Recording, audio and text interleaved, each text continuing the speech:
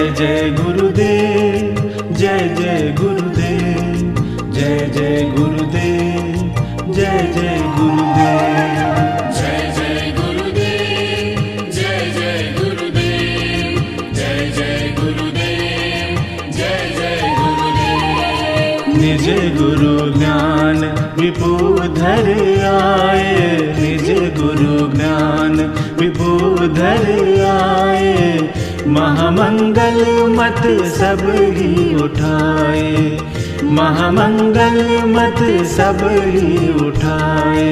निज गुरु ज्ञान विपुधर आए, निज गुरु ज्ञान विपुधर आए।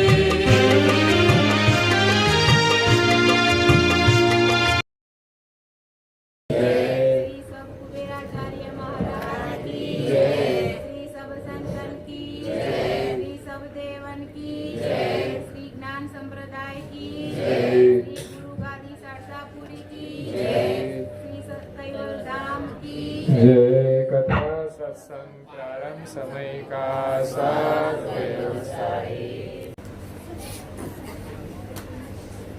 कैवल अंशो साथ कैवल साये।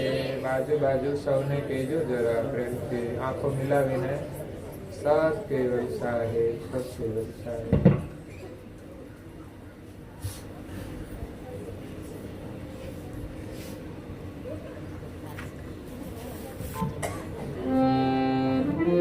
કેતેક મુનિ વ્રત ધરહિતે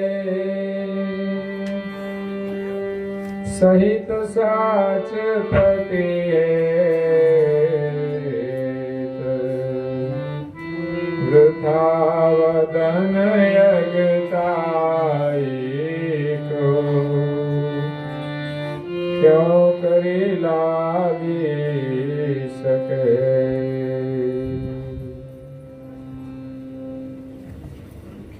પ્રેમ ભક્તજનો, જ્ઞાન સંપ્રદાયના આદ્ય સ્થાપક અનંત બ્રહ્માંડાધીશ વિશ્વ નિયંતા સકર્તા સર્જનહારના પરમ વિશેષ અંશ સકર્તા સત કૈવલના મહાદ સજાણ જાણ અલૌકિક દિવ્ય સ્વરૂપને અનેક ન્યાયો દ્વારા પ્રત્યક્ષ પ્રમાણથી સ્વ અનુભવથી પ્રતિપાદન કરી આપનાર અનંત અંશોના તારણહાર પરમ મોક્ષના દાતા કૈવલ ધર્મ ધુરંધર મહાન સમર્થ પરમ શ્રેષ્ઠ પરમ વિભૂતિવાન પરમ દયાળુ પરમ કૃપા નિધિ સર્વજ્ઞ દિવ્ય પરમ ગુરુ શ્રીમદ કરુણા સાગર મહારાજ જગતના જીવોનું પરમ કલ્યાણ કરવા માટે અકળ વિભૂતિનો અતિ દિવ્ય મનુષ્ય દેહ ધારણ કરી આ વિશ્વની અંદર આજથી 249 વર્ષ પહેલા જંબુદ્વીપની અંદર ભારત દેશમાં ગુજરાત પ્રદેશની ચરોતર ભૂમિમાં બાલ સ્વરૂપે પ્રગટ થઈ હિતબાઈ માતાને મળ્યા અને આ ધરતીને પાવન કરી છે। પ્રગટ થતાની સાથે જ હિતબાઈ માતાને દિવ્ય સ્વરૂપે દિવ્ય વાણીમાં અગાધ જ્ઞાનનો બોધ આપ્યો છે। એવા દિવ્ય પરમ ગુરુએ જીવોના કલ્યાણ માટે 5-10 ધર્મ ગ્રંથોની રચના કરી છે। જ્ઞાન સંપ્રદાયના 18 ધર્મ ગ્રંથ એટલે 18 ગ્રંથો છે। બીજા અન્ય જે ગ્રંથ છે એમાં પૂજ્ય શ્રી નારાયણદાસજી મહારાજ શ્રી રચના કરી છે સિદ્ધાંત બાવની ગ્રંથની, અને એક ગ્રંથની રચના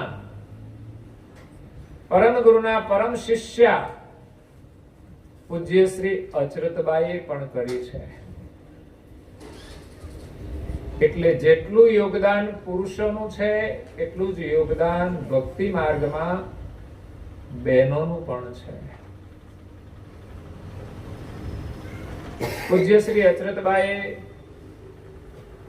પરમ ગુરુની કૃપાથી પરમ ગુરુની અને સર્જનહારની સરળ ઓળખ થઈ શકે એટલા માટે પરમ તપ કરીને 3 માસ સુધી અનજળનો ત્યાગ કરીને અમર મંત્રનો જપ કર્યો. ત્યારે દિવ્ય પરમ ગુરુ દિવ્ય સ્વરૂપે પ્રગટ થઈ અને પૂજ્ય શ્રી અચરતબાને આશીર્વાદ આપે છે અને વરદાન માંગવા કહે છે કે માગો તમારે શું જોઈએ છે, શા માટે આટલું બધું તપ કર્યું. આપણે બાધા રાખીએ છીએ પણ તપ પ્રગટ જ થતા નથી. અને પ્રગટ થાય એટલી જ વાર આપણી માગણી તૈયાર જ હોય. એટલે એ કદાચ જાણતા હશે. તો અચરતબા એમ કહે છે કે મારે સંસારની કોઈ નશ્વર ચીજો જોઈતી નથી, જે નાશ થવા વાળી છે, જેને છોડીને જવાનું છે, કે જે સાથે નથી આવતી, કે જેનાથી કોઈનું કલ્યાણ થતું નથી. નશ્વર ચીજો માત્ર જરૂરિયાત માટે છે. હોય તો પણ ચાલે અને ન હોય તો પણ ચાલે. ઘણા લોકો રોડ ઉપર તંબુ તાણીને રહેતા હોય છે. એના કરતા આપણે ભાગશાળી ના કહેવાય? તોય પાછા ભગવાન પાસે જઈને ફરિયાદ કરીએ, ભગવાન મને આ જોઈએ છે.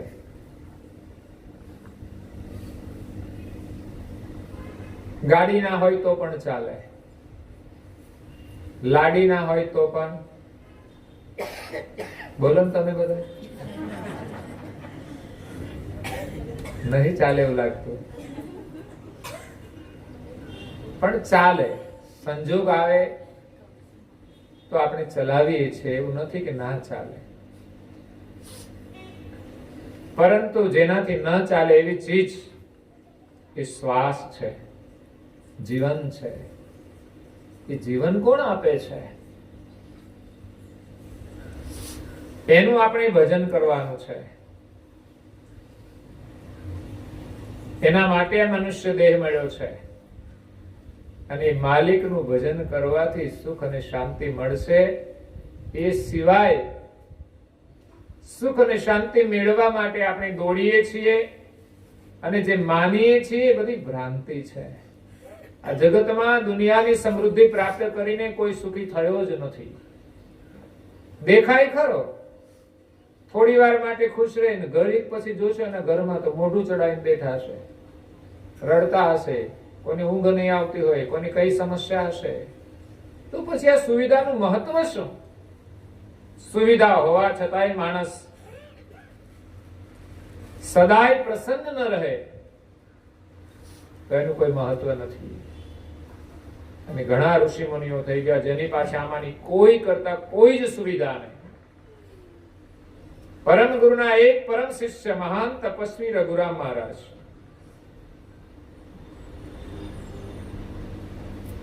અહીંયા લાડવેલ અને બાલાસનોની વચ્ચે ખડગોદરા ગામ છે, ત્યાં એમનો જન્મ થયો હતો, ક્ષત્રિય કુળમાં. પણ યુવાન અવસ્થાની અંદર જ ભોગ વિલાસનો ત્યાગ કરીને ભગવાનનું ભજન કરવા માટે યોગ કર્યો. જેમની પાસે સગવડમાં કંઈ જ નહીં, કંઈ જ એટલે જરૂરિયાત માટે જે કપડા જોઈએ એ પૂરતા કપડા પણ નહીં, માત્ર એક કોપીન એટલે લંગોટ પહેરીને જ એ વિચરણ કરતા હતા. એક એમની પાસે પાણી માટે જલપાત્ર હતું અને ભગવાનનું નામ લેવા માટે માળા હતી. માળા, બસ જપ કરો. કિંમતી તો માળા છે. કોઈ માગે છે ભગવાન મને એક સારી માળા આપો, તમારી માળા થાય, તમારું સ્મરણ થાય એવી કૃપા કરો. તમારું સ્મરણ ભૂલાય નહીં કોઈ પણ પરિસ્થિતિમાં. એટલે જ ભગવાન દુઃખ આપે છે કે તમે એને ભૂલી જાઓ છો. દુઃખ ક્યારે આવે? આપણે એને ભૂલી જઈએ ને ત્યારે દુઃખ આવે, પછી તરત યાદ આવે. તમે જોજો, હે સુખ આવે ને વિસરું તને, એ દુઃખોમાં હું યાદ કરું, મુશ્કેલી જ્યારે પડે ત્યારે તને યાદ કરું. સુખ ક્યારે આવે? મૂડી થાય જ્યારે બે પૈસાની, હે બની જાઉં હું તો બહુ અભિમાની. પૈસા આવે એટલે અભિમાન આવે છે. હે જ્યારે ખાવાના સાસા પડે, હે જ્યારે ખાવાના સાસા પડે ત્યારે તને યાદ કરું. સુખ આવે ને વિસરું તને, દુઃખમાં હું યાદ કરું, મુશ્કેલી જ્યારે પડે ત્યારે તને યાદ કરું.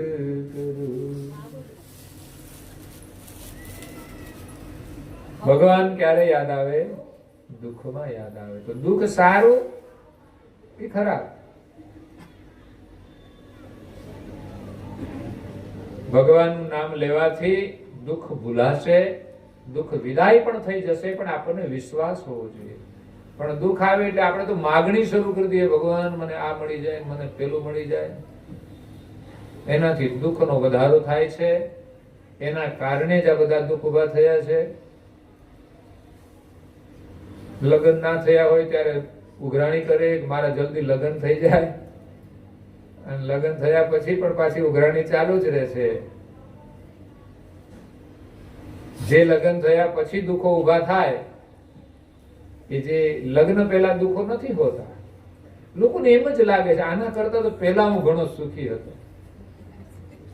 દરેક જીવનમાં જો બાળપણ એટલું મસ્તીનું હોય છે ને, એ જતું રહે ને પછી યુવાની આવે એટલે એમ થાય કે બાળપણમાં મજા હતી. યુવાની આવ્યા પછી લગ્ન કરે ને એમ થાય કે હું સુખી થઈ જઈશ, બધાને જોઈને દેખા દેખી, ગાડીઓ જોઈને, બંગલા જોઈને, અને કોઈની પાછળ બેસીને જતા હોય અને જોઈને જ બસ લોકો કૂદકો મારે. કોઈ સાધુને જોઈને વિચારતા નથી ચાલો આમાં મજા છે.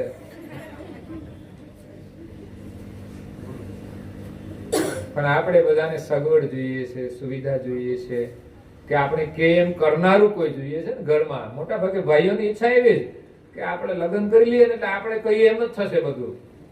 એ તો લગ્ન થયા પછી ખબર પડે. હા, તમારું સુકૃત હોય અને સંસ્કારી દીકરીઓ હોય તો કરે પણ છે, પણ તમારામાં અહંકાર હોય અને આદેશ કરતા હો તો મેળ ના પડે. તમારામાં પણ એટલી જ વિનમ્રતા હોય તો ચોક્કસ તમારી સેવા કરે છે, તમે કહો એમ પણ કરે છે, અને તમારે કેવું પણ ના પડે એવા સંસ્કારી બહેનો હોય છે. એટલે દુઃખ આવે તો કોઈ દિવસ આપણે આમ તો ફરિયાદ નહીં જ કરવી જોઈએ. ગમે એવું દુઃખ સહન કરવાની ભગવાન શક્તિ આપે અને એનું ભજન કરીએ. બસ જેટલું દુઃખ હશે એટલું જ એનું ભજન થશે. એટલે પછી દુઃખ એ દુઃખ નહીં રહે. અને સુખની ઈચ્છા છે ને એ બહુ મોટું દુઃખ છે. માણસ નિરંતર સુખની ઈચ્છાઓ રાખે છે, ઈચ્છાઓ જ એને દુઃખી કરે છે. હા, એની જાતે આવે સુખ, આપણી કોઈ લાલસા ન હોવી જોઈએ. કારણ કે જોયું છે કે સુખની લાલસા મનુષ્યને દુઃખી કરે છે. ન મળે ત્યાં સુધી માણસ દુઃખી જ રહેવાનો બીજાનું જોઈને, અને મળ્યા પછી એ પચતું નથી. માણસ સુખને પચાવી નથી શકતો, બીજાને સુખના સહભાગી નથી બનાવી શકતો. એટલે મળ્યા પછી એને સંતોષ નથી થતો. આ મોટું દુઃખ છે. આ મળી જાય તો માણસ જો સંતોષ માને ને તો સુખ છે જ. સહજ સારું મકાન હોય, જેની સાથે લગ્ન થયા એને એ સ્વીકારે કે ભાઈ જે છે તે મારા ભાગ્ય અનુસાર મને જે પાત્ર મળ્યું છે એની સાથે મારે પ્રેમથી રહેવાનું છે. કદાચ એનો સ્વભાવ વિપરીત હોય ને તો પણ એની સ્વીકૃતિ કરીને રહેવું જોઈએ. અને જે વસ્તુ સ્થિતિ મળે બીજાનું જોઈને દુઃખી નહીં થવાનું, મળે એમાં સંતોષ હોવો જોઈએ. પણ આ દુનિયામાં કોઈને થયો છે? લાખોપતિ અને કરોડોપતિને તમે પૂછો, એ પણ શાંતિથી ભજન નથી કરતા. નહીં તો જેને કરોડો રૂપિયા મળી જાય એને તો લગભગ 5 પેઢી ખાય તો ખૂટે ને એટલું ધન હોય. પછી તો એને ભગવાનનું ભજન કરવા માટે થોડો સમય કાઢવો જોઈએ ને. પણ છતાંય સંતોષ નથી, માત્ર પૈસા પૈસા પૈસા, રાત દિવસ પૈસાનું જ લોકો સ્મરણ કરે છે. એટલે તો કોઈ કહેવત બનાવી, પૈસો મારો પરમેશ્વર અને પત્ની મારી ગુરુ. પછી ઘરવાળી પણ કે, બૈરી પણ કે, બૈરી મારી ગુરુ, છોકરા છૈયા 40 ગ્રામ સેવા કરવા માટે ના. એમ આપણે ઘરમાં લોકો પૂજા કોની કરે? 40 ગ્રામની પૂજા કરે ઠાકોરજીની.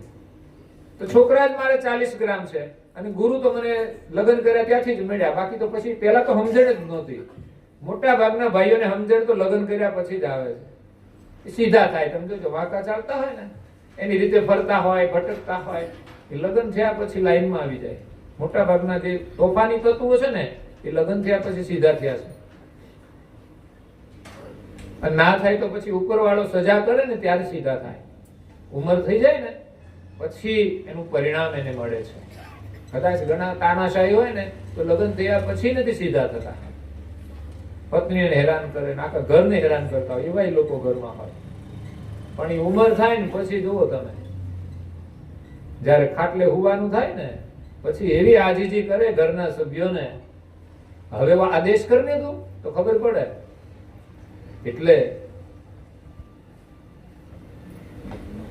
સંતોષ નથી, માટે દુઃખ છે. બીજાનું સુખ જોઈને દુઃખી થઈએ છે. મેળવવાની લાલસા, ને લાલસા હોય ને ત્યાં સંતોષ હોય જ નહીં. સહજ સુખ મળે ને, જરૂર કરતા વધારે મળે ને,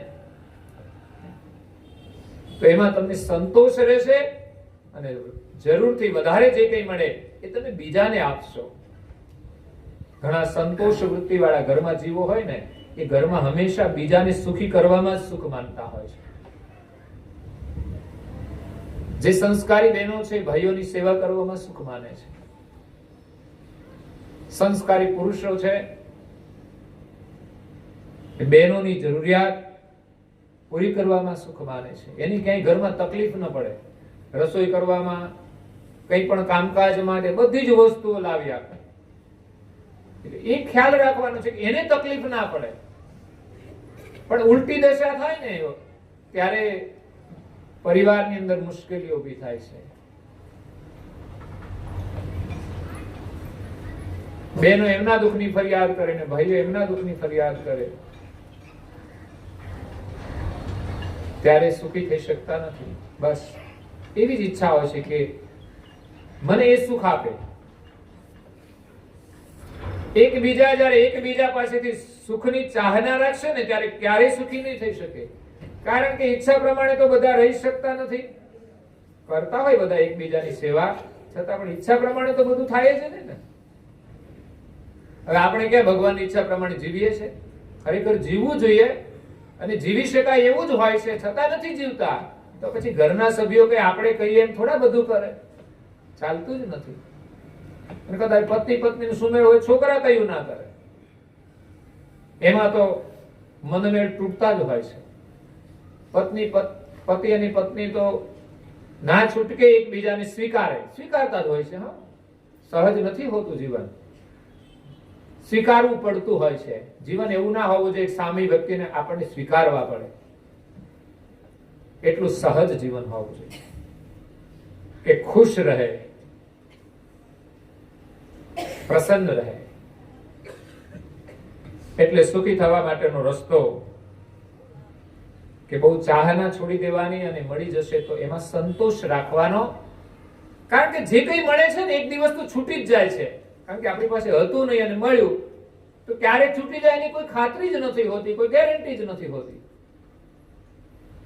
પેલા તો ગેરંટી આવતી હતી લગ્નમાં, અત્યારે બિલકુલ ગેરંટી નહીં. નોન ગેરંટેડ માલ, ચાઇનાનો જ માલ.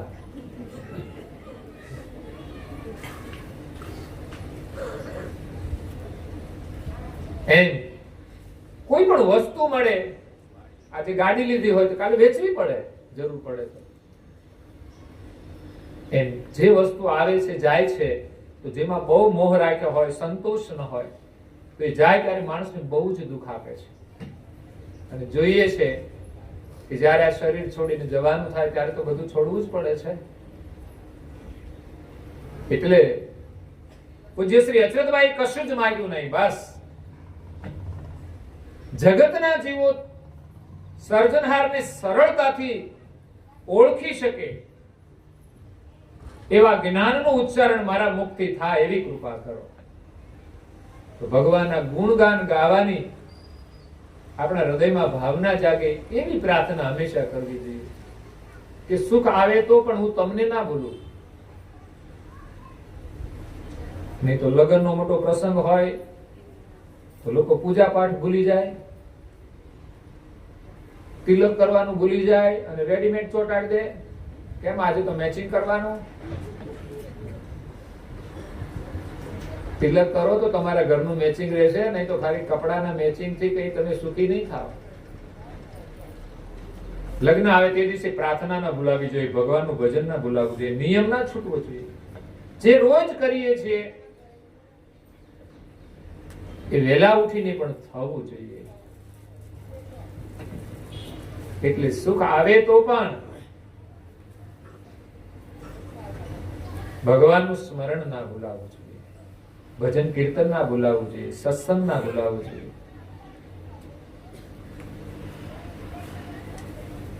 એટલે પૂજ્ય શ્રી અચરતભાઈ આપણા સૌના પર કૃપા કરીને આ ગ્રંથ બનાવ્યો છે કે આ જગતની અંદર સર્જનહારની ઓળખ કરવી બહુ જ કઠિન છે. આ જગતના કરતા એક છે, પણ એને ઓળખવા બહુ મુશ્કેલ છે. દુનિયામાં અનેક મતપંથ છે, અનેક સ્થાપનાઓ છે, એની અંદર સત્યને શોધવું એ ઘણું જ કઠિન છે. એના માટે જ્યારે કુરબાની આપશે, સર્વસ્વનો ત્યાગ કરીને એ સાધના કરશે, ત્યારે એને સત્ય વસ્તુ મળશે.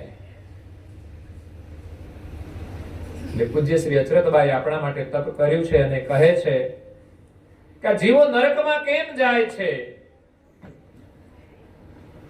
તો જીવાત્મા જે કર્મ કરે છે એ પ્રમાણે એને ફળ મળે છે. એ ફળને ભોગવવા માટે આ જીવાત્મા અનેક શરીર ધારણ કરે છે. નરકમાં નહીં, 84 માં જાય છે. 84 લાખ શરીર ધારણ કરે છે. બધામાં જવું પડે એવું નથી. 84 લાખ શરીર બનાવ્યા છે. જે જીવ જેવા કર્મ કરે એવું શરીર એને ધારણ કરવું પડે.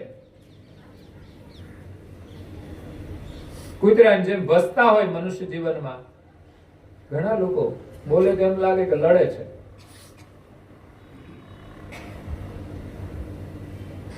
ઘરમાં હોદ્દો મળી ગયો હોય. પહેલા એવું હતું, સાસુ હોય એટલે વટ પડી જાય ઘરમાં અને પુત્ર વધુને આદેશ જ આપવાનો, એને પૂછ્યા વગર કશું કામ ના થાય.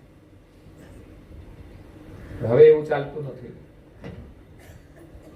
પણ એક બોલવાનો જે સ્વભાવ છે, જેવું એ કર્મ કરે છે,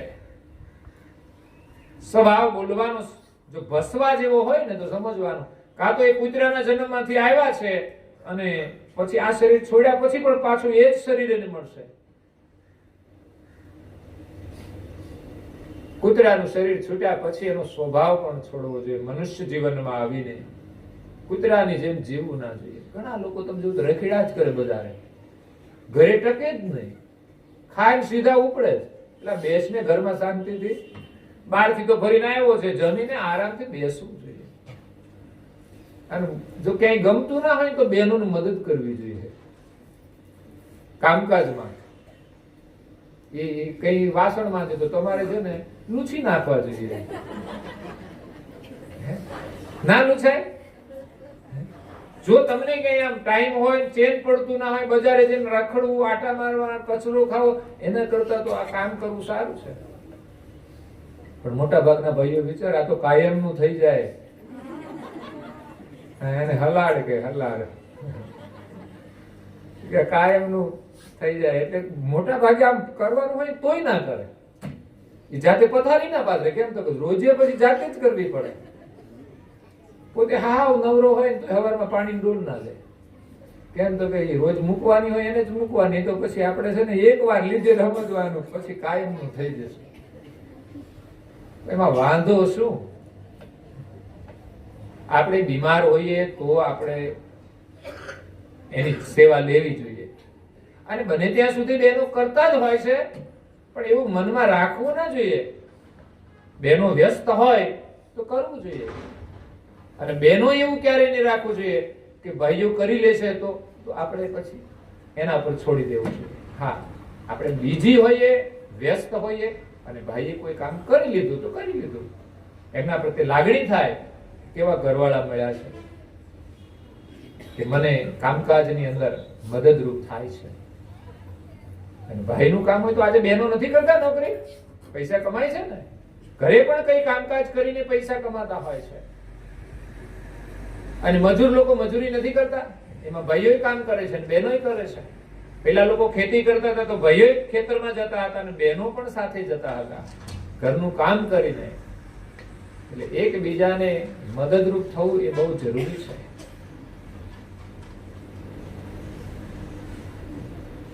એવું નથી કે બહેનોને માત્ર જ ઘરનું કામ કરવાનું છે. જરૂર પડે, ઘરની પરિસ્થિતિ એવી હોય તો કામ કરવું જ જોઈએ. અને જરૂર ના હોય તો કંઈ કરવું જ ના જોઈએ.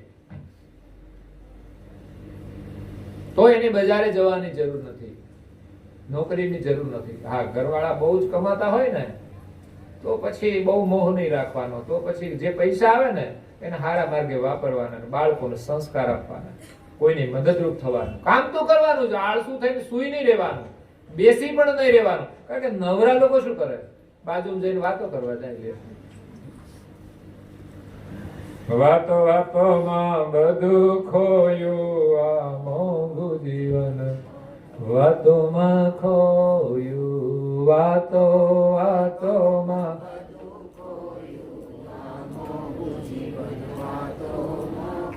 એટલે જ માસ્ક પહેરાયું છે કે તમારે બહુ બોલવું નહીં, વધારાનું બોલવાનું ખરું, પણ એ એમ કે છે ગાંધીજીના વાંદરાની જેમ આ બધાને માસ્ક એટલે જ પહેરાવે છે, તમારે વધારાનું નહીં બોલવાનું.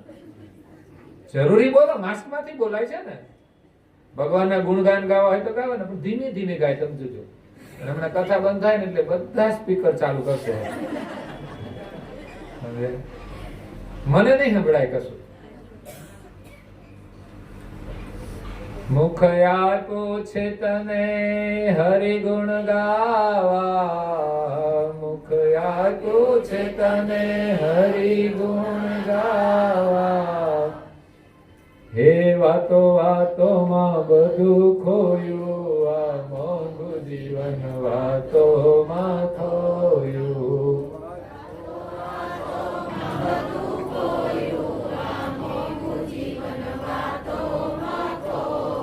ખાલી વાતો કરે તો વાંધો નહીં. મારા તારામાં બધું ખોયું, આ મોંઘું જીવન વાતોમાં ખોયું. મારા તારામાં બધું ખોયું, આ મોંઘું જીવન. હે કાન આપ્યા છે તને કથા સાંભળવા, કાન આપ્યા છે તને કથા સાંભળવા. નિંદા કરવામાં બધું ખોયું, આ મોંઘું જીવન વાતોમાં ખોયું. નિંદા કરવામાં બધું ખોયું, આ મોંઘું જીવન વાતોમાં ખોયું. કાન અને મુખ આ બેવથી નિંદા થાય. મુખેથી નિંદા થાય અને કાનેથી સંભળાય. મારી તારી વાતો મુખેથી થાય ને કાનેથી સાંભળીએ છીએ, એમાં આપણું જીવન બરબાદ થઈ જાય છે. વિચારજો, ક્યાંય જઈને વાતો કરવામાં સમય કાઢવાનો નથી. વૃદ્ધાવસ્થા આવે ને ત્યારે કરજો વાતો, કરવી હોય એટલે જેટલું સંભળાય એટલું કરવાનું, બીજું હું બોલાય તો. બેટરી ડાઉન થઈ જાય પછી તો ચાર્જ જ નહીં થાય. પછી સાંભળે તો એટલે બોલે તો સાંભળે કોણ? એટલે ચાલે એમ. પણ જયારે યુવાની છે ત્યારે આ સમય આપણે બગાડવાનો નથી. સમય હોય તો ઘણી સારી પ્રવૃત્તિ છે, બોલવા જેવું ઘણું સારું છે, બાકી બોલવામાં કઈ મજા નથી. બિનજરૂરી બોલવામાં કઈ મજા નથી. કારણ વગરની ઉપાધિ આપણે ઊભી કરીએ છીએ, આગ લગાડીએ છીએ. આ વાતો કરીએ ને, મારી તારી વાતો અહીં ને અહીં કરીએ, અહીંથી હળગતું લઈને બીજી જગ્યાએ મૂકી આવીએ આપણે, એ પાછું લઈને બીજી જગ્યાએ મૂકે. આમ જ ઘર ઘરમાં આગ લાગેલી છે. જરૂરી વાતો કરો એનો કોઈ વાંધો નથી, એના કામની વાતો હોય, બીજાને કોઈ દુઃખ ન થાય એવી વાતો કરવી જોઈએ, કોઈની આગ ઓલવાય એવી વાતો કરવી જોઈએ. પણ ઘણા લોકો આગ લગાડવાનું પણ કામ કરતા હોય છે, એટલે એમાંથી આપણે બચવાનું છે. તો જેવા કર્મ કરીશું એવું શરીર ધારણ કરવું પડશે, એમ પૂજ્ય શ્રી અચરતબા કહે છે. અને સારો વ્યવહાર કરીશું, સારા કર્મ કરીશું તો કર્મમાંથી આપણને રાહત મળી શકે છે. ઘણા એવા કર્મ છે કે ઉત્તમ જીવન જીવવાથી એનું દુઃખ નથી રહેતું. અહીંયા એમ કહે છે કે કેતેક મુનિવ્રત ધરહિતે, કેટલાક પાપ માણસ મુનિવ્રત ધારણ કરે તો નષ્ટ થાય છે. સહિત સાચ પતિ હેત, પણ સાથે પતિ સાથે હેત હોવું જોઈએ. પતિ સાથે હેત હોય ને એ જ મૌન વ્રત પાળી શકે, બાકી પળાય. હેત ના હોય ને એ તો બોલ્યા જ કરે, ઘરમાં આવે ને ત્યાંથી ચાલુ કરી દે બોલવાનું. હેત હોય ને એને બહુ બોલવું જ ના પડે, એ જ મુનિવ્રત લઈ શકે ઘરમાં. ઘરમાં પતિ અને પત્ની એમણે વાત કરવામાં પણ વધારાનું નહીં બોલવું જોઈએ, બિનજરૂરી નહીં બોલવું જોઈએ. નહીં તો ભાઈ આવે ને ત્યાંથી શરૂઆત કરી દે, કેમ મોડા પડ્યા, શરૂઆત થઈ જાય. પછી જમવા બેસે કથા ચાલુ કરે, આજે આમ થયું તેમ થયું. એને શાંતિથી ખાઈ તો લેવા દો, કઈ તો એનું ખાવાનું બગડશે. એક બેન હતા, એ સવારે ઘડિયાળ સામે જોવે કે ક્યારે જાય અહીંથી. એટલો ત્રાસ, ઘણાનો ત્રાસ હોય છે. અને એક બેન એવા હતા કે હાજે ઘડિયાળ સામે જોયા જ કરે, ક્યારે આવે એની પ્રતીક્ષા કરતા હોય છે. એ ભાવનાનો વિષય છે. એટલે મુનિવ્રત ધારણ કરવાથી આપણને શાંતિ મળે છે, વાત 100% સાચી છે. વધારાનું બોલવાથી અશાંતિ થાય છે. મોટા ભાગની અશાંતિનું કારણ બિનજરૂરી બોલવાનું જ છે.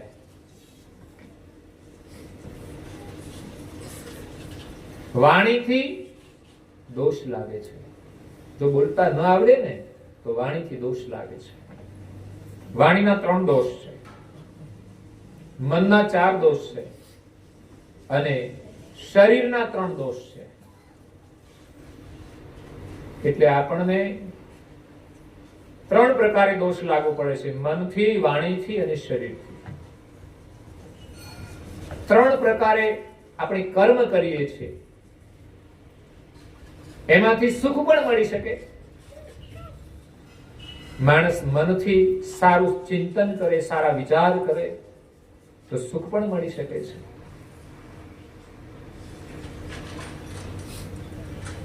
મનના 4 દોષ છે. એક તો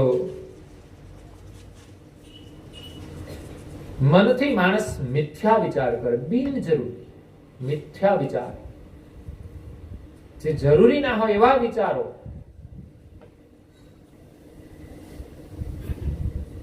એનાથી પણ દોષ લાગે છે. મનની માન્યતાને મહત્વ આપવું. આપણે મનનું ધાર્યું જ કરતા હોઈએ છીએ ને ઘરમાં, એટલે મુશ્કેલી ઊભી થાય છે. મનને મહત્વ આપવું, મનની ઈચ્છાઓને મહત્વ આપવું. મનથી પારકાના ધનનું ચિંતન કરવું. બીજાનું ધન હોય ને આપણે વિચાર કરીએ કે મારા પાસે આવી જાય, બીજાનું લેવાની વૃત્તિ. એટલે બીજાના ધનનું ચિંતન કરવું મનથી. મનમાં વિચાર તો આવતો જ હોય પહેલા, પછી જ આપણે કામ કરીએ ને બીજાનું લેવાનું. એટલે પારકાના ધનનું ચિંતન કરવું. એ દોષ છે, માણસને ખોટા માર્ગે લઈ જાય છે. અને મનથી બીજાનું અહિત વિચારવું કે આનું ખરાબ થાય, આવું પણ મન હોય છે. એમણે ભલે આપણું ખરાબ કર્યું હોય તો પણ આપણા મનમાં બીજાનું અહિત કરવાનો વિચાર નહીં આવવો જોઈએ. એ જ આપણું હિત કરે છે. જ્યારે આવા વિચાર હોય ને ત્યારે બીજા આપણું કશું બગાડી શકતા નથી. આવા વિચાર પ્રહલાદ પાસે હતા. એના પિતા હિરણ્યકશિપુ એનું ભજન છોડાવવા માટે કેટલા પ્રયાસ કર્યા, એને મારવા માટેના પ્રયાસ કર્યા, એને દુખી કરવા માટેના પ્રયાસ કર્યા, છતાં પણ પ્રહલાદે એક વિચાર ન કર્યો એનું ખરાબ કરવા માટે. એટલે હિરણ્યકશિપુ ષડયંત્રો કરવા છતાંય પ્રહલાદનું કશું બગાડી શક્યો નહીં. પર્વતની ચોટી ઉપરથી નીચે ફેંકી દીધો છતાં એને કશું ના થયું, કારણ કે એના હૃદયમાં કોઈનું અહિત કરવાની ભાવના નહોતી. એનું કોઈ કશું બગાડી ન શકે. એને સમુદ્રમાં ફેંકી દીધો તો સમુદ્રએ એને લાવીને કિનારે મૂકી દીધો. એને હાથીના પગ નીચે કચડવાનો પ્રયાસ કર્યો, હાથીએ એના ઉપર પગ ન મૂક્યો અને સૂંઢ પકડી અને એને પોતાના માથે સવાર કરાવી દીધો. સાપ અને વીંછીના વચ્ચે મૂક્યો છતાં પણ કોઈ દંશ ન આપ્યો. અને છેલ્લે ભાઈ બેને ષડયંત્ર કર્યું, હિરણ્યકશિપુ અને એની બેન હોલિકા, જે પ્રહલાદની હતી હોય. આવી કોઈ કોઈને ના મળે, અને આવો બાપ કોઈને ના મળે. અને એ આપણે ફાગણ સુદ પૂર્ણિમાએ એની ઉજવણી કરીએ છીએ. શાની? હોળીની.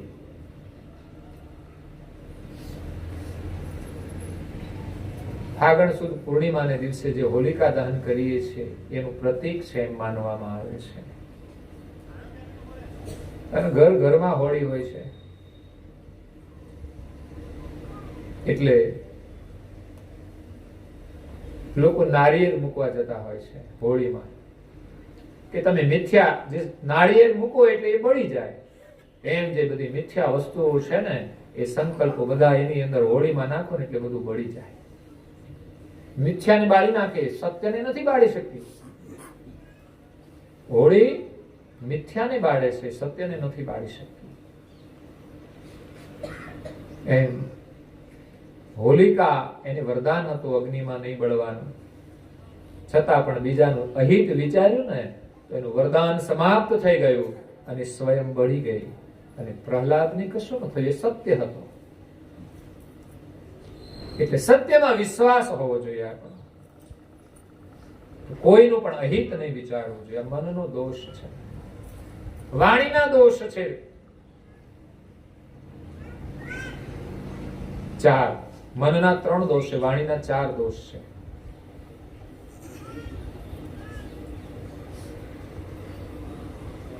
પહેલો દોષ તો ખોટું બોલવાનું. ડગલે ને પગલે ખોટું બોલવાનું. બોલો, એકે દિવસ આપણો નહીં ગયો હોય કે આપણે એ દિવસે કદાચ સામાન્ય ખોટું નહીં બોલ્યા હોય. કોઈનો ફોન આવે તો ના કેવું પડે તમારા ભાઈ ઘરે નથી, એ ત્યાં જ હોય પણ એ કે હમણાં જ બહાર ગયા. હું કામ બહાર મોકલવા જોઈએ? પણ સાચું બોલવું બહુ કઠિન કામ છે.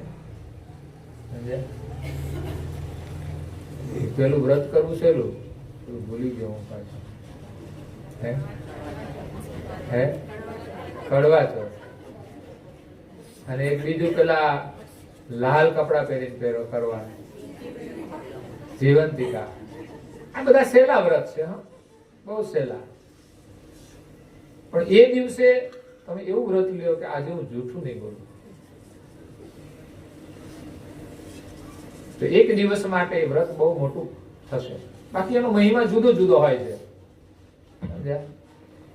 એ ઘરવાળા માટે બધા કરે છે, બહેનો, મોટા ભાગના બહેનો. ભાઈઓ કોઈ વ્રત જ ના કરે. બોલો, એટલે સમજવાનું કે જે કઈ ખામી છે ને ભાઈઓમાં જ છે. બહેનોમાં કોઈ ખામી હોય તો વ્રત કરે ને. એટલે ભાઈઓને વ્રત જ નથી કરવા પડતા, એટલા બહેનો સીધા છે, સંસ્કારી છે, ભક્તિભાવ વાળા છે. અને બહેનોને ઉપાધિ છે ને ખબર છે, પેલી ઉપાધિ તો મસાલા ખાય છે. અને વ્યસની 90% ભાઈઓ વ્યસની, બોલો 10% બાદ કરો તમે અહીં બેઠા હોય એમાંથી, ધાર્મિક વૃત્તિ વાળા હોય. બાકી તમે જોવો ને તો બધા કચરો જ ખાય છે 90%. આમાં ક્યાં સદબુદ્ધિ આવે? ભોજન તમે સારું કરશો ને તો સદબુદ્ધિ આવશે, બાકી છે ને એ બગડી જવાની. એટલે સતવ્રતનું પાલન કરવાથી ભગવાન આપણી રક્ષા કરે છે. અહીંયા એમ કે છે કે વાણીના જે દોષ છે, જૂઠું નહીં બોલવું જોઈએ, બીજી નિંદા કરવાની એ વાણીનો દોષ છે. ત્રીજી કડવી વાણી, સાચું બોલવાનું પણ કડવું નહીં બોલવાનું, મીઠું બોલવું જોઈએ. 3 દોષ થયા. ચોથો છે અસંબંધ વાર્તાલાપ. મેં કહ્યું ને, પડોશમાં જઈને વાણીનો વ્યય નહીં કરવાનો. વાણી એ કિંમતી વસ્તુ છે. અસંબંધ વાર્તાલાપ, જેની સાથે આપણો કોઈ સંબંધ ન હોય એની વાતો આપણે બે લોકોએ શા માટે કરવી જોઈએ? એને પડોશમાં રહેતા હોય એને જે કરવું હોય તે કરે, એને જેવી રીતે રહેવું હોય તે રહે, પણ બિનજરૂરી આપણે એની વાતોમાં સમય બરબાદ કરીએ છીએ. એટલે પૂજ્ય શ્રી અચરતબા કહે છે કે મૌન વ્રત લ્યો ને તો કેટલાક પાપોનું શમન થાય છે. સહિત સાચ પતિ હે. અને મૌન વ્રત રાખે એટલે આપણામાં સાચ પણ હોવું જોઈએ, પતિની સાથે આપણો પ્રેમ હોવો જોઈએ. પતિ એટલે પરમેશ્વર. ઘરવાળાને પરમેશ્વર માનવા જ જોઈએ. જો બીડીઓ ના ફૂકે તો, મસાલા ના ખાય તો, નહીં તો ઘણા લે આ પતિ પરમેશ્વર કહેવાય. એટલે ઘણા ભાઈઓ એમ કે તમારે તમને પરમેશ્વર માનવા જોઈએ, પણ તમારે પાછું પરમેશ્વર થવું પડે. સમજ્યા? પરમેશ્વરની જેમ વ્યવહાર કરવો પડે. બાકી આપણે મન ફાવે એમ રહેવું હોય તો ક્યારેય આપણને શું લક્ષણા સંસ્કારી બહેનો છે તોય પછી પતિ નહીં, પરમેશ્વર નહીં માને. એટલે પત્ની માટે પતિ પરમેશ્વર છે અને પતિ માટે પત્ની એક જગદંબાનું રૂપ છે.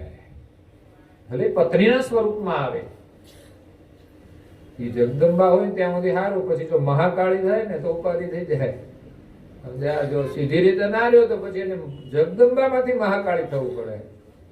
અને ઘણી મહાકાળી હોય છે ઘરમાં.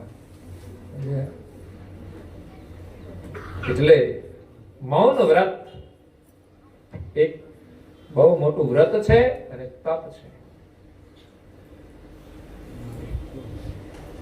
જે દિવસે વ્રત લઈએ તે દિવસે વધારાનું નહીં બોલવું એવું વ્રત લેવું જોઈએ, જૂઠું નહીં બોલવું એવું વ્રત લેવું જોઈએ. નહીં તો પછી લાલ કપડા પહેરીને પછી વાતો કરીએ ને તો વ્રતનું મહત્વ કોઈ ના રહે. એ દિવસે કોઈ એક શબ્દ વધારાનું ના નીકળવું જોઈએ. સારા ગ્રંથોનું વાંચન કરો, પ્રાર્થના કરો, સ્તુતિ કરો, કોઈ સેવાનું કાર્ય કરો, એ સિવાય કઈ ના થવું જોઈએ. માત્ર ભૌતિક લાભ માટે જ કોઈ વ્રત નહીં કરવાના, સાથે સાથે આત્મલાભ પણ થવો જોઈએ. તો એમાં વ્રતનું મહત્વ છે. વૃથા વદન અગતાયકુ. હજરતબા એમ કહે છે કે વૃથા વદન, જે મુખથી આપણે વ્યર્થનું બોલીએ છીએ ને એ પાપ છે. તો મૌન વ્રત લઈએ તો એ પાપ લાગે ખરું? ના લાગે. તો વ્યર્થ જે વાણીનો ઉચ્ચાર કરવાથી જે પાપ લાગે છે એ મૌન વ્રત પાળવાથી લાગતું નથી, અને જે લાગેલા દોષ હોય એનું પણ શમન થાય. માનો તમે ઘરવાળાને કે ઘરવાળાએ તમને કંઈ કહી દીધું ને તમે બે હામાં બોલ્યા, અને બોલ્યા એટલે પછી બાજી બગડી જાય. એટલે પરિણામ શું આવે? મૌન વ્રત બંને લે. બોલો, આમ ઘણા વ્રત લે છે લોકો, અઠવાડિયું લે કોઈ. બોલો, વિચાર કરો, અઠવાડિયું મૌન વ્રત રાખે. ઘરમાં બધાને આરે બોલે, એક જણા સાથે જ વ્રત. આવું થાય છે કે નહીં? ઘણાને થતું હશે. જ્યાં ઘરમાં વડીલો હોય ને ત્યાં ના થાય, બહુ જોજો. વડીલોની હાજરી હોય ને એટલે થોડી મર્યાદાઓ રહે લડવામાં, અને ના હોય ને બે એકલા હોય ને પછી તો તમારે જોવાનું જ નહીં, જેમ બોલવું એમ બોલાય. સમજ્યા? છોકરાની તો કોઈ કિંમત જ નહીં. ઘરમાં છોકરા હોય ને એની તો કોઈ કિંમત જ નહીં. ખરેખર તો ઘરમાં નાના નાના છોકરા હોય ત્યારે કેટલી સભ્યતા રાખવી જોઈએ. પતિ પત્ની ઘણીવાર જે ઉગ્ર થતા હોય છે ને અને બોલાવવામાં સભ્યતા ના હોય, એ છોકરાની હાજરીમાં ન હોવું જોઈએ. છોકરાની હાજરીમાં બહુ જ સન્માનપૂર્વક બંને રહેવું જોઈએ કે ક્યારે વાણીથી કે કોઈ પણ રીતે એકબીજાનું અપમાન ન થવું જોઈએ. આદેશાત્મક વર્તન પણ ન હોવું જોઈએ. આવેશમાં ન બોલવું જોઈએ. ઊંચા અવાજે ના બોલવું જોઈએ. બસ સભ્યતાથી, સહજતાથી બોલવું જોઈએ અને સહજતાથી કામ કરવું જોઈએ. જો પછી બાળકોમાં કેવા સંસ્કાર આવે છે. પણ આ તો છોકરાઓ બધા ઘરમાં રમતા હોય, બે જણા ખેલ નાખે ને આ બે છોકરાઓ જોવે બધા. હવે આમાં ક્યાં સારા સંસ્કાર મળે? જેવું સિરિયલોમાં એવું જ બધું ઘરમાં હોય. એટલે વાણીનું બહુ મહત્વ છે. માણસને બોલતા આવડી જાય ને ઘરમાં ક્યારેય દુઃખ ના આવે, બધાની પ્રિય થઈ જાય.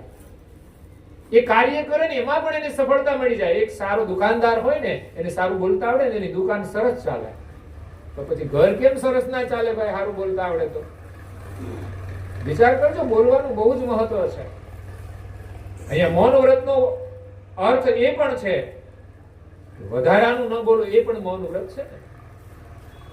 આપણે જે બોલીએ છીએ વધારાનું એ ન બોલવું એનું નામ મૌન વ્રત છે. એવું નહીં કે બિલકુલ બોલતા જ નહીં તમે. જરૂરી બોલવામાં જો કોઈ વાંધો ન હોય તો પછી બોલવામાં શું વાંધો છે? કોઈ તકલીફ ન હોય તો બોલવામાં શું વાંધો છે? પણ બોલવાથી વાંધો આવતો હોય ને પછી એને બ્રેક મારવી પડે. એટલે વ્રત રાખવાનું મૌન. એક દિવસ માટે મૌન વ્રત રાખી તો કંઈક તો સંયમ આવે. એટલે પછી રોજ જે બોલતા હોય ને એની અંદર સુધારો થશે. આ 100% છે. મૌન વ્રત રાખવાનો ઉદ્દેશ કે વાણીથી બધા દોષ લાગતા હોય, કોઈની સાથે બોલીને બગડી જતું હોય, એને પછી મૌન વ્રત લેવું જોઈએ. બગડ્યા પછી લે બધા લે. આ હું અને વહુ એ બાજી બગડી જાય ને પછી એકબીજાને બોલાવે ને હવ નું કામ કરે. મા બાપ ને કે સાસુ સસરાને તો પ્રેમથી, બાકી કોઈ બીજો આશીર્વાદ આપશે નહીં તમને. ઘરડા ઘરમાં બેઠા હોય ને પ્રેમથી તમે બધાના હાલચાલ પૂછો, જમવાનું આપો, પ્રેમથી જરૂરિયાત હોય આપો. એ બીમાર હોય તો એની સેવા કરો, એનો હાથ પકડો. આ આશીર્વાદ છે. દીકરીઓ છે ને પિયર વાળા માતૃશ્રી સાથે જેટલો પ્રેમ રાખે ને એટલો સાસરી વાળા જોડે નહીં રાખે. જોકે છે સંસ્કારી પરિવારોમાં મેં જોઈએ છે એ જ વાતાવરણ જોવા મળે છે. જેવું પિયરમાં ભાવ છે માતા પિતા પ્રત્યે, એવું જ બહેનોને સાસુ સસરા પ્રત્યે પણ ભાવ છે. કારણ કે અમારે જે ઘરમાં જવાનું હોય મોટા ભાગે સંસ્કારી પરિવારોમાં જવાનું હોય છે.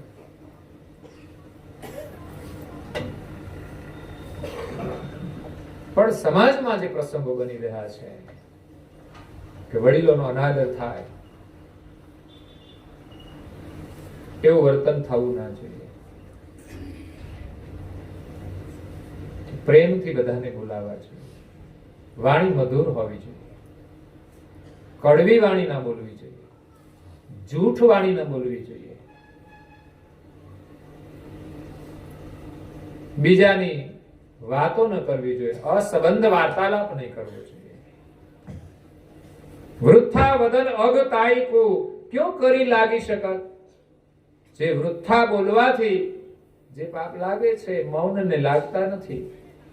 અને મૌન વ્રત પાળવાથી ફાયદો થાય છે, મનને શાંતિ મળે છે. ખરેખર તો આપણે જરૂર હોય ત્યારે બોલવાની ઈચ્છા થવી જોઈએ. બાકી છે ને શા માટે આપણે બોલ બોલ કરીએ છીએ? જેટલું બિનજરૂરી આપણામાંથી વાણી નીકળે ને એટલી જ ભીતરની અંદર અશાંતિ પ્રવેશ કરે છે. એની એ જ વાણી જે વ્યર્થની ઉચ્ચાર કરી એટલી શક્તિનો ક્ષય થયો આપણા મનની અંદર અશાંતિ થાય છે. અને જરૂરી ને પરમાર્થી વાણી તમે બોલો ત્યારે તમારું કાર્ય થાય અને પરમાર્થી વાણી દ્વારા તમને આનંદ મળે છે, પ્રસન્નતા મળે છે. ગુરુ મહારાજના ગુણગાન ગાવાથી આપણને પ્રસન્નતા મળે છે. એમાં ક્યારેય મૌન નહીં રાખવાનું. જ્યારે પ્રભુના ગુણગાન ગાવાના હોય, કોઈ સારો સંદેશ આપવાનો હોય, કોઈનું કામ બગડતું હોય ને એ સુધરતું હોય, તો મૌન વ્રત લીધું હોય ને તોય તોડી નાખવું.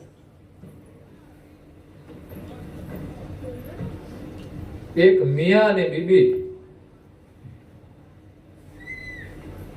બે જણાને ઘરમાં ઝઘડો થઈ ગયો. શિયાળાનો સમય આવી, ઠંડી પડે અને ગામડાની અંદર તો ઠંડી હોય એટલે તાપણા કરીને બે. મિયા ને બીબી બે તાપણું એક જ. એકે તાપણું કર્યું તો બીજો ત્યાં જઈને બેસી ગયો. એટલે તાપણે તાપે ખરા, પણ એ તો બીજા બોલે નહીં. અને જોવે તો ચોરી ચોરીને જોવે, એ આમ સામે જોવે એટલે આમ ફરી જાય. આવું બનતું હોય છે. એકાબીજા જોવે ને ઘરમાં, એકાબીજાને મનમેળ ના હોય ને ત્યારે એને ખબર પડે ને કે મારા સામે જોવે એટલે એ ફરી જાય પાછી. એની લાઈન આમ બીજી બાજુ જતી રહે. અને પાછું આમ ચોરીને જોવે કે બીજે કંઈક જોવે તો હું પાછું જોવે એમના. આવી પ્રક્રિયા, આવી લડાઈ ચાલતી હોય છે. નજરોની પણ લડાઈ હોય.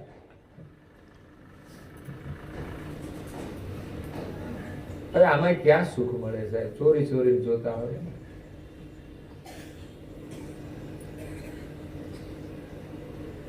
તો બે તાપણું કરે છે, આગળ આમ બેઠેલા ને પછી આગળ ઠંડી દૂર કરી ઘણી વાર એમ થાય ચાલો જરા પાછળ ઠંડુ થઈ ગયું બધું એટલે આમ ફરી જાય. એટલે મિયાજી ફરી ગયા પીઠ શેકવા માટે. મોટા ભાઈઓ છે ને બધા પીઠ શેકતા હોય છે. મારું તો નિવેદન છે ક્યારે તાપણા આગળ બેસવું ના જોઈએ. બાળપણમાં હું બેસતો, પણ પછી એમ થયું કે ભાઈ તાપણે બેસવાથી ઠંડી દૂર નથી થતી, ઉલટાની ઠંડી વધે છે. ત્યાંથી જવાની ઈચ્છા જ ના થાય. અને જે આપણે કરવાનું કામ હોય ને એમાં મોડું પડે અને આળસ આપણામાં પ્રવેશ કરે છે. ઠંડીની રક્ષા માટે એકાદું સ્વેટર પહેરી લઈએ, બીજું પહેરી લઈએ. મારે જરૂર પડે તો હું બે પહેરી લઉં, પણ તાપણે નહીં બેસવાનું. અમારે ત્યાં ગામમાં ભાઈઓ બેઠા હોય ને, મેં ક્યાં શા માટે સમય બરબાદ કરો છો? તાપણે બેસીએ. જે સમય આપણને મળ્યો છે આપણે તાપવા માટે નહીં, ભગવાનનું ભજન કરવા માટે મળ્યો છે. ભીતરમાં અગ્નિ પ્રગટાવો, ઠંડી દૂર થઈ જશે. મહાન તપસ્વી રઘુરામ મહારાજે કેવી ધૂણી દખાવી કે ગમે તેવી ઠંડી પડે તો એક પણ વસ્ત્ર ન જોઈએ, માત્ર કોપીન સિવાય, લંગોટ સિવાય. અને ગમે તેવો તાપ હોય છતાં ઉનાળાના તાપની અંદર એ તાપમાં રહીને ધ્યાન કરતા હતા. ચોમાસાનો વરસાદ હોય ગમે તેવો છતાં પણ એને છત્રી ના જોઈએ, ઘર ના જોઈએ. આવી સુરક્ષા એના ભીતરની અંદર હતી. પ્રભુના સ્મરણની અંદર આ સુરક્ષા છે. બાકી વસ્તુ આપણી રક્ષા નથી કરી શકતી. એટલે મિયાજી ફરી ગયા. એટલે એમણે જે પહેર્યું હતું ને એટલે એ આમ ફર્યું બધું. એટલે પાછળ આમ છેડો છે ને એ પેલા અગ્નિના તડખા નડી ગયો. એટલે પેલા બેન જોવે કે આનું કપડું હળગે છે. કિસી કા જલે હમે ક્યાં, કિસી કા જલે તો હમે ક્યાં, કિસી કા જલે તો હમે ક્યાં, એમ બોલો કાઢીએ તો બોલો. પછી પેલા ને લાઈટ થઈ થોડી વાર પછી, આ શું બોલે છે? હા, મારું જ કઈક હળગતું લાગે છે. એટલે ફરી જોયું ત્યારે ખબર પડી કે આ બધું હળગે છે. એટલે આવો સંઘર્ષ થતો હોય છે. ઝઘડો કરીને મૌન રાખવા કરતા સંયમથી આપણે બોલીએ, વિચારીને બોલીએ, જીવનમાં ક્યારેય ઝઘડો જ ન થાય. ઝઘડાનું મૂળ શું છે? વાણી સિવાય કશું હોઈ શકે ખરું? ખરેખર વસ્તુને લઈને ઘણીવાર ઝઘડા થાય, પણ વાણી જો સીધી હોય ને તો ઝઘડો ન થાય. વાણી જો સરળ હોય તો ઝઘડો ના થાય. એટલે અહીંયા અચરતબા આપણને એક મૌન વ્રત પાળવાનું કહે છે. અત્યારે કેટલું આમ કથામાં આપણે મૌન રહીએ છીએ. એમ કઈ કામ ન હોય તો શું બોલવાનું? એમ જ શાંતિથી બેસવાથી આપણને શાંતિ મળે છે, આનંદ મળે છે. હરિનું સ્મરણ ક્યારે થાય? જ્યારે નવરાશ હોય, શાંતિ હોય ત્યારે. કામકાજ કરતા તો ક્યારે થાય? જ્યારે સંસ્કાર એવા હોય ને ત્યારે કામ કરતા કરતા થાય. બાકી તો કામ કરતા હોય ને મન કામમાં જ લાગી જાય. પરંતુ જ્યારે નવરાશ મળે ત્યારે હરિનું સ્મરણ કરવા માટે કોઈ ને કોઈ પ્રવૃત્તિ કરજો. પરમ ગુરુ શ્રીમદ કરુણાસાગર મહારાજનો 250મો પ્રાગટ્ય દિવસ આવે છે. ભલે કોરોના તો છે પણ બહુ ભારે નથી. જો ને બધા બેઠા જ છીએ ને આપણે. આજ રીતે બેન કથા સાંભળો તો શું વાંધો? મહી બીજના દિવસે બધા ભેગા, બસ નિયમ પાળવાના, આપણે માસ્ક પહેરવાનું. અને એ તો સારું છે, માસ્ક પહેરવાનું તો બહુ જ સારું છે. બોલો સમજ્યા? આમાં કેવું સરસ લાગે છે, બધા જ પહેરે એટલે આમ લાગે બધું સરખું જ લાગે. આ એક બે પહેરે ને તો એને સંકોચ થાય, કોઈએ પહેર્યું નથી માર પહેરવાનું. ખરેખર જાહેરમાં તો માસ્ક પહેરવું જ જોઈએ. તમે બોલો ને તો એમાંથી પણ વાયરસ નીકળતા હોય છે, શ્વાસમાંથી પણ વાયરસ નીકળે છે. એટલે આ માસ્ક પહેરવાનું કે નાસિકા અને મુખમાંથી નીકળતા જે વાયરસ, કોઈના કોના કેવા વાયરસ હું ખબર નથી. એટલે જાહેરમાં, સમૂહમાં, નજીકમાં બેઠા હોય ત્યાં તો માસ્ક કોઈ પણ સંજોગોમાં જરૂરી છે મારી દ્રષ્ટિએ તો. પણ આપણે તો કોરોના ગયો એટલે પછી તો જરૂર જ નહીં. એટલે જ્યારે જ્યારે શરદી ના બધું થાય ને ત્યારે માસ્ક રાખવું જ કાયમ. નહીં તો પેલા આપણે શરદી ને હોય ને તોય માસ્ક નહોતા પહેરતા, કેમ તો એ બધું હાલ્યા કરે, કઈ વાંધો નહીં. પણ એની અસર થતી જ હોય છે બીજાના ઉપર, ચેપ લાગતો જ હોય છે. એટલે માસ્ક એક તો વધારાનું બોલવાની ના પાડે છે.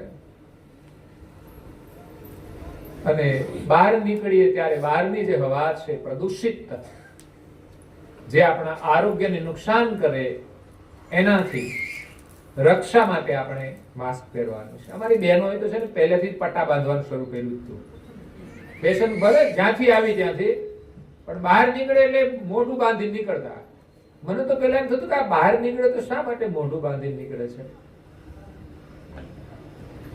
પછી કોઈએ કહ્યું કે બહારના તાપમાં કાળા ના પડી જાય ને એટલે બાંધે છે. મને હજુ ખબર નથી હું કામ બાંધે છે, પણ બાંધે છે સારી વસ્તુ છે. કારણ કે કોઈની નજર ના લાગે. બહેનો માટે તો ખાસ જરૂરી છે. બહાર નીકળે એટલે બાંધવું હોય ને એટલે અડધું તો ડાઉન થઈ જ જાય છે, પછી બહુ કોઈની નજર ના લાગે. એટલે બહાર નીકળે ત્યારે માસ્ક પહેરવું તો માસ્ક, ને કપડું બાંધવું તો કપડું બાંધીને નીકળવું બહુ સારી વસ્તુ છે. એટલે ફેશન નીકળી ને મને એમ થયું કે બહુ સારી ફેશન નીકળી છે. બોલો, ચુંદડી બાંધવાની. બાકી ચુંદડી રાખે છે જ કોણ? ચુંદડી ગઈ પહેરવામાંથી. આધુનિક પરિધાન આવ્યો છે, જરૂર હોય ત્યારે ઠીક પહેરે, બાકી તો ગૌરવ તો આપણી સંસ્કૃતિના પહેરવેશમાં જ છે. મેં ગઈકાલે નહોતું કહ્યું કે મોટી મોટી હસ્તીઓ છે ને, એના લગ્ન થાય ત્યારે કાયમના જે કપડા હોય ને એ ના પહેરે, જેમાં એને મોહ હોય એ ના પહેરે, પણ સંસ્કૃતિના વસ્ત્ર પહેરીને જ લોકો મેરેજ કરે છે. એટલે સમજવાનું કે આવા પ્રસંગોની અંદર મહત્વ તો આ જ વસ્ત્રોનું છે, અને એની શોભા પણ આ જ વસ્ત્રોમાં છે. પેલા પહેરીને લગ્ન કરે લાગે કેવા? બોલો, આધુનિક જે ફેશન છે, ફાટેલા તૂટેલા આવા કપડા એવા છે. બોલો, ફાટેલા બિનજરૂરી વસ્ત્ર, ટૂંકા વસ્ત્ર શરીરનું પ્રદર્શન હોય છે, આકર્ષણનું કેન્દ્ર હોય છે, અને પછી પાછા કાળા ટપકા કરે છે. હરખા વસ્ત્રો પહેરે કોઈની નજર ના લાગે. બોલો, ટપકા કરવાની જરૂર જ ના પડે. ગમે એવા ટપકા કરો ને હારા વસ્ત્ર નહીં પહેરે નજર લાગશે, લાગશે ને લાગશે. વિચારવાનું આપણે છે. પણ છોકરાને ખબર ના હોય, નાના હોય છોકરા ત્યારથી ફેશનેબલ વસ્ત્ર પહેરાવે. બોલો, ઓલાને ખબર જ નથી તોય બેનો લાવીને પહેરાવે, આમાં જ સારો લાગે એમ. અત્યારથી હું કામ એને મોટો થાય ત્યારે સારો લગાડજો ને, નહીં તો આ વસ્ત્ર પહેરાવશો ને તમને નહીં સારા લગાડે. એવો સુધરી જાય ને પછી તમે એને સારા નહીં લાગો. એ તો સારો લાગશે, બહુ સારો લાગશે. ફોટો પાડશો ને સરસ લાગશે, શેર કરશો પછી તમે, પછી તમને શેર કરશે. હાલો હવે હારા લાગતા નથી, આને શેર કરો. સંસ્કારનું બહુ મહત્વ છે. અને સુખી કેવી રીતે થવાય ને, એ મહાપુરુષોના ઉપદેશથી આપણે શીખવાનું છે. એટલે આ બધા જે કર્મ લાગે છે ને, એમાં જો સારું કામ કરીએ ને તો બધા કર્મ દોષમાંથી આપણે મુક્ત થઈએ છીએ. અને ઘણા લોકો આનાથી પણ અધમ કર્મ કરે છે. એવા 6 ગુના પૂજ્ય શ્રી અચરતભાઈએ બતાવ્યા છે. હું એના વિસ્તારમાં નહીં જાઉં, સમય થઈ ગયો છે તો, પણ 6 ગુના હું તમને ગણાવું. પ્રથમો દીર્ઘ સબન હુતે કરતા હોડ ગુરુદ્રોહ. અહીંયા પૂજ્ય શ્રી અચરતબા કહે છે તો કરતા માલિકે આ નર્કકુંડ બનાવ્યા શા માટે? પાપ કરે તો એના કર્મ ભોગવવા માટે કોઈ શરીર ધારણ કરવું પડે છે. અને દુખી હોય એ જ નર્ક નથી, એનાથી પણ અધમ શિક્ષા માટે નર્ક બનાવ્યા છે. એમાં તો માણસની વિષ્ટા પડી હોય ને એની અંદર એને ઊભા રાખવામાં આવતા હશે, એવી શિક્ષા હોય છે જે માણસને ગમે નહીં. પણ કર્મ એવા કર્યા છે તો એની અંદર રહેવું પડે છે. એક ગુરુ અને એના 2 ચેલા, એક ગ્રહસ્થી અને એક ત્યાગી, આ ત્રણે મળીને પ્રપંચ કરે. ઘણા લોકો કરતા હોય છે, ઘણી પ્રપંચ જાણ નથી બહાર આવતી સાધુ સંતોની, ભ્રષ્ટાચાર કરતા હોય છે. પણ એની અંદર કોઈ ચેલાય સામેલ હોય અને કોઈ ગ્રહસ્થી પણ સામેલ હોય. તો આ ત્રણની આ ચક્રવ્યૂહ હતી અને તેણે બરાબર પ્રપંચ કર્યો, સંપત્તિનો પ્રપંચ કર્યો અને ભ્રષ્ટાચાર કર્યો. એ ત્રણેય ગુજરી ગયા એટલે ત્રણેય નરકમાં ભેગા થયા. બોલો, એ પાછા બધા ભેગા જ થાય, કારણ કે એને મનમેળ હોય એટલે. અને એક જ નરકમાં એક જ કુંડમાં ત્રણેય પડ્યા, કારણ કે ત્રણેય ભેગા મળીને કામ કરેલું. પણ એમાં મેનેજર હતા, એ મેન સાધુ હતા, અને એને નરક કુંડમાં નાખ્યા. પછી બીજો એનો ચેલો હતો ને, એને કયા પ્રમાણે કરતો હતો એટલે એને 50% એનો દોષ હતો, પોતાનો નહોતો એમાં. અને ગ્રહસ્થી હતો ને એના કરતા થોડો દોષિત હતો. એટલે ગ્રહસ્થી છે ને એ કમર સુધી જ નરક કુંડમાં રહ્યો. કુંડ તો આમ હરખો જ ઊંડો હતો. એટલે જે ગુરુ હતા ને, મેઇન ગુરુ એને અંદર બુડાડી જ દીધા. અને એ બુડેલા હતા ને એના માથે આ ગ્રહસ્થી ચેલો ઉભેલો, એટલે એ અડધો બહાર રહ્યો. અને બીજો જે હતો સાધુ ચેલો, એ ગળા સુધી બુડાડ્યો એમને. એટલે આમાં જો કર્મ બધા ભેગા મળીને કર્યો, પણ એમાંય કોનો વાંક વધારે? આજે બધા ગુનાઓ કરતા હોય છે, પછી સીઆઈડી આવે ને બધી તપાસ કરે, એમાં બધાનો ગુનો હરખો ના હોય. એકને જન્મ ટીપણી પડે ને એકને ફાંસી થાય ને એકને પાછો 6 મહિનાની સજા થાય છોડી દે ને એકને બિલકુલ છોડી દે. આવું 4 ભેગા કરીને કર્યું હોય પણ બધાનો ગુનો હરખો ના હોય. એટલે કર્મ કરતા વિચારવાનું છે. એમ કહે છે કે 28 નર્કકુંડ, એક નહીં પાછું, જેવા જેવા કર્મ. આ પુરાણોમાં એનું વર્ણન પણ છે. અને અહીંયા પૂજ્ય શ્રી અચરતભાઈએ પણ લખ્યું છે અને પૂજ્ય શ્રી નારણદાસજી મહારાજશ્રીએ પણ લખ્યું છે. એટલે નર્ક છે એ તો વાત સાચી જ છે. એટલે જેમણે પણ અધર્મ કર્મ કર્યા એને અવશ્ય નર્કમાં જવું પડશે. પહેલો ગુનો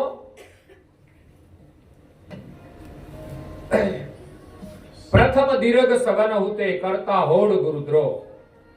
એક તો આ જગતના જે માલિક છે ને એક જ છે, અને દુનિયામાં જે બની બેઠા છે ને એને નરકમાં જવાનું. જેણે જગત બનાવ્યું છે એ સિવાયના આ દુનિયામાં જે ભગવાન થઈને પૂજાય છે એમાં અહમ બ્રહ્માસ્મિમાં કેટલા ભૂલા પડ્યા છે. હું ભગવાન છું, અહમ બ્રહ્માસ્મિ. આ સિદ્ધાંત છે ને એમાં ભૂલ છે, અને એ ભૂલ કરુણાસાગર મહારાજે સુધારી છે કે તમે બધા બ્રહ્મ નથી. બ્રહ્મ તો એક પ્રકાશ છે, જીવન છે. તમે તો માલિકના અંશ છો ને, અંશ થઈને જ રહેજો. આપણે બધાએ અંશ ભાવે માલિકનું ભજન કરીને માલિકને મેળવવાના છે ને સુખી થવાનું છે. આપણે બ્રહ્મ નથી, આપણે પરમાત્મા નથી. બાકી મોટા ભાગના ધર્મનો સિદ્ધાંત એમ છે કે આપણે બધા બ્રહ્મ છીએ, પણ આ ભ્રમ છે. બ્રહ્મ માનીય વસ્તુ કઈ વાંધો નથી કે ભાઈ આપણે બ્રહ્મ છે કે સમ દ્રષ્ટિ રાખવી, તેમાં દોષ ન લાગે. પણ જે દિવસે ભગવાન થઈને તમે બની બેઠા તે દિવસે મોટો ગુનો લાગુ પડશે. કારણ કે બ્રહ્મની અંદર બ્રહ્મ છે કે હું બ્રહ્મ છું, હું પરમેશ્વર છું. આપણે જો પરમેશ્વર હોય ને બ્રહ્મ હોય તો આપણે અજ્ઞાન લાગુ પડે જ નહીં. પરમેશ્વરને કોઈ દિવસ દોષ લાગે નહીં. એમાં બ્રહ્મ એક જ છે, એને દોષ લાગ્યો ક્યાંથી? આવા બધા જ સવાલો પૂજ્ય શ્રદ્ધાએ કર્યા છે અહીંયા. એટલે ક્યારે ભગવાન થઈને અહમ નહીં રાખતા કે હું બ્રહ્મ છું. આપણે ભગવાનના બસ દાસ છીએ અને એ જ ભાવી ભક્તિ કરવાની. મુझे दास बना कर रख लेना हे भगवान तू अपने चरणों में. બસ આ જ ભાવી ભક્તિ કરવાની. ક્યારે બ્રહ્મ થવા કે પરમેશ્વર થવા પ્રયાસ કરવાનો. દુનિયામાં બહુ લોકો ભગવાન માનતા હોય છે. એક સામાન્ય જન્મ લઈને મનુષ્યનો અવતાર લઈને આવે એમને પણ લોકો ભગવાન માનતા હોય છે. આ ગુરુ છે ને એને ભગવાનનો દરજ્જો આપવામાં આવ્યો છે, પણ એ ક્યારે આપી શકાય કે એનામાં કોઈ અજ્ઞાન ન રહે. જેને સ્વરૂપનું ભાન થઈ જાય ને એ ગુરુ પરમેશ્વર રૂપ છે. અગર તો જેને પરમેશ્વરની સાથે એકતા છે એ ગુરુ ભગવાન રૂપ છે. પણ જેને બીમાર પડે તો હોસ્પિટલમાં લઈ જવા પડે એ ભગવાન ન બની શકે. એનો ઈલાજ ડોક્ટર કરતા હોય ને તો એ પછી ભગવાન કઈ રીતે બની શકે? જેને પોતાના શરીરની જ ખબર નથી. બાકી ભગવાનને તો કોઈ આ જગતમાં દોષ ન લાગે. એને તો કોઈ કર્મનો દોષ નથી. ભગવાન કર્મથી ન્યારા છે, કારણ કે કર્મ કરતા જ નથી, અવતાર લેતા જ નથી. એ તો બધાનાથી પર છે. તો કોઈ ભગવાન બની બેસે ને એ બહુ મોટો દોષ છે, નરકમાં જવું પડે. દ્વિતીય ગુરુદ્રોહ. જગતમાં જે ગુરુનો દ્રોહ કરે છે, જે વાસ્તવિક ગુરુ છે, ગુરુ પરંપરા છે, અને પરંપરાની અંદર જો કોઈ દ્રોહ થાય, ષડયંત્ર કરે, ગમે તે, તો એ બહુ મોટો દોષ છે, નરકમાં જવાનો. શિષ્ય સામાન્ય ભૂલો તો કરે, ગુરુ દ્રોહ એ બહુ મોટો ગુનો છે. ગુરુ પરંપરા એને કોઈ ભ્રષ્ટ કરે, પરંપરા વિરુદ્ધ કોઈ વર્તન કરે, ગુરુના જે આદેશ પ્રમાણે ધર્મનું બાનું ધારણ કરીને માણસ જ્યારે પ્રપંચ કરે છે એ પણ ગુરુદ્રોહ છે.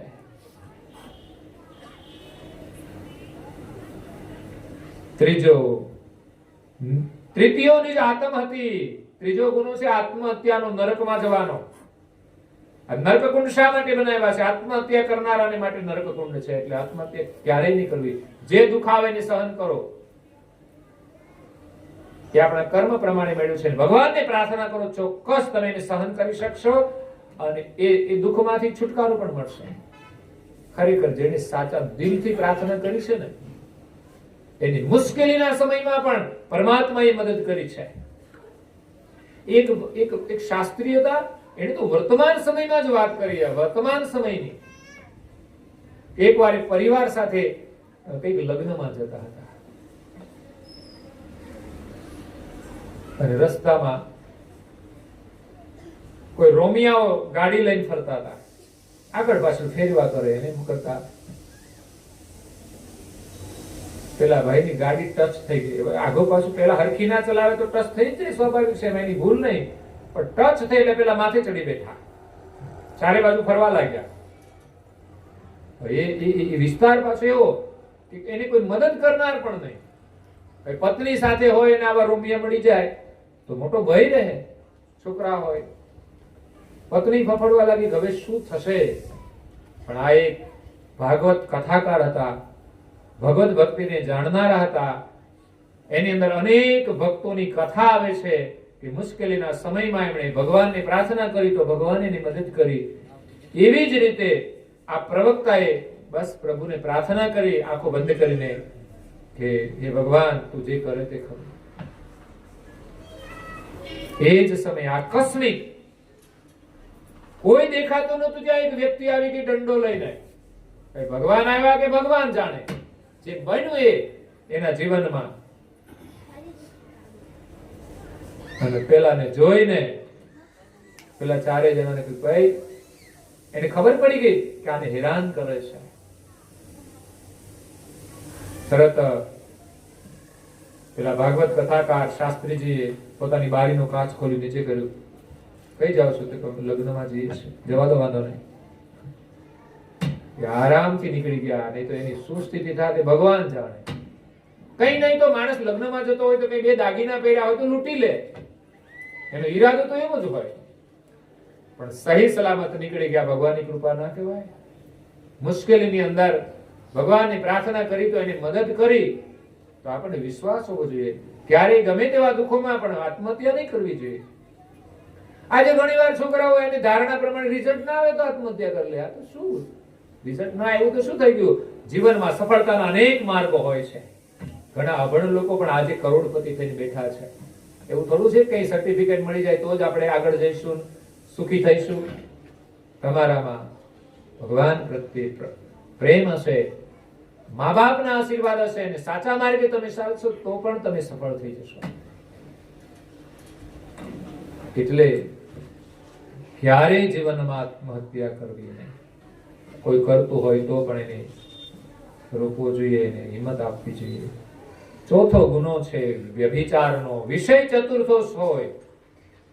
વિષયમાં સુખ માનવું નહીં, એ પણ દુઃખરૂપ છે. વિષયોમાં સુખ નથી છતાં આજે સારી દુનિયા બસ વિષયોની પાછળ દોડે છે, એને સુખ માને છે. અને એની આસક્તિને લઈને માણસ સંબંધોની મર્યાદા છોડીને જ્યારે આચરણ કરે છે, વ્યભિચાર કરે છે, એને નરકમાં જવાનું નક્કી જ છે. આજે પેપરની અંદર જેટલા ગુના આવે ને બલાત્કારના, એના માટે આ નરક બનાવ્યા છે. અનૈતિક રીતે કોઈની સાથે સંબંધ રાખવો એ પણ વ્યભિચાર કહેવાય છે. પછી ભલે જાહેર થાય કે ન થાય, પણ નરકમાં જવાનું નક્કી છે. એ માણસ વર્તમાન જીવનમાં પણ સુખી ન થઈ શકે. અને બીજા બે અંતિમ ગુના છે. એમ કે છે નંદિક હરિજન સંત કે પંચમ કે પુરેશ છઠ્ઠો અંશ અવતાર કે અવગુણધર. પાંચમો ગુનો મેં ગઈકાલે કહ્યું કે ભક્તોની જે ભક્તિ કરે છે એવા ભક્તોની જે નિંદા કરે છે એને નરકમાં જવાનું. બાકી બધી વાતો કરે ઠીક છે, સંસારની વાતો કરે તો એને 84 માં જવાનું. પણ કોઈ ભક્તની નિંદા કરી તો એના માટે નરકનો ગુનો લાગુ પડે છે. આ ચરપાના વચનો છે, એના અનુભવના વચનો છે. નરક શા માટે બનાવ્યા છે? આ 6 ગુના મોટા લાગુ પડે છે. એના માટે 28 નરકકુંડ છે. 6 ગુના દ્વારા 28 નરકકુંડમાં જવું પડે છે. નંદિક હરિજન સંત કે, હરિજનોની અને સંતોની જો કોઈ નિંદા કરે, ના તમને અનુકૂળ લાગે તો છોડી દો તમે, પણ કોઈની કામ વગરની વાતો કરવી નહીં, નિંદા કરવી નહીં. કોઈ ભગવાનનું ભજન કરતા જાણ્યા સિવાય કોઈની વાતોમાં પડવું જ નહીં. નહીં તો ઘણા લોકો વાત સાંભળી અને બીજાને કહી દે, પણ સાચી છે કે નહીં એ તો જોવા. આ સર્ટિફિકેટ અસલી છે કે નકલી? મારે હમણાં 2 દિવસ પહેલા એક ભૂલ થઈ ગઈ. આ વોટ્સએપ ઉપર મેસેજ આવેલા અને બધાને ગ્રુપમાં મેં છોડ્યા. એમાં લતા મંગેશકરનો ફોટો આવ્યો અને લખેલું હતું કે એનું નિધન થઈ ગયું. હજુ નિધન થયું નથી. મને એમ કે સાચું હોય તો જ આવ્યું હોય ને, એટલે મેં તો કઈ લાગુ જોયું જ નહીં.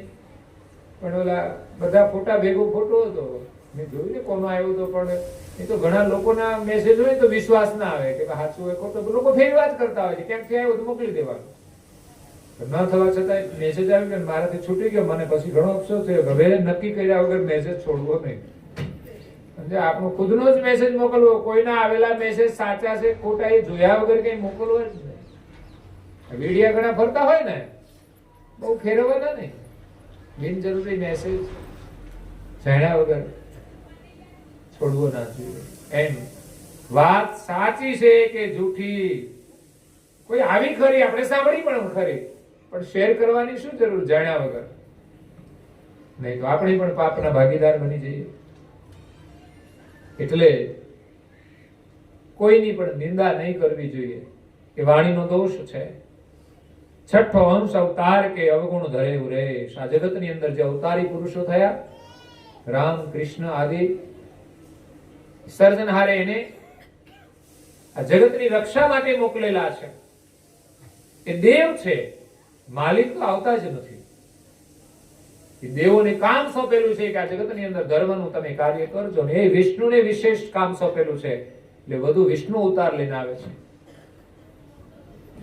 બાકી જે દેવોનું ભજન કરે અને પરોક્ષ રીતે મદદ કરતા હોય છે, એ પણ માલિકની વ્યવસ્થા છે કે જે દેવોને જે ખાતું સોંપેલું છે ને, જેમાં આ પ્રધાનમંત્રી છે, બધાને ખાતા સોંપેલા છે. કોઈને સુરક્ષા ખાતું સોંપેલું હોય, કોઈને ઉર્જા ખાતું, કોઈને કઈ અલગ અલગ ઘણા બધા ખાતાઓ છે. એટલે એ ખાતાનું કામ એ મંત્રી જ કરે, બીજા ના કરે.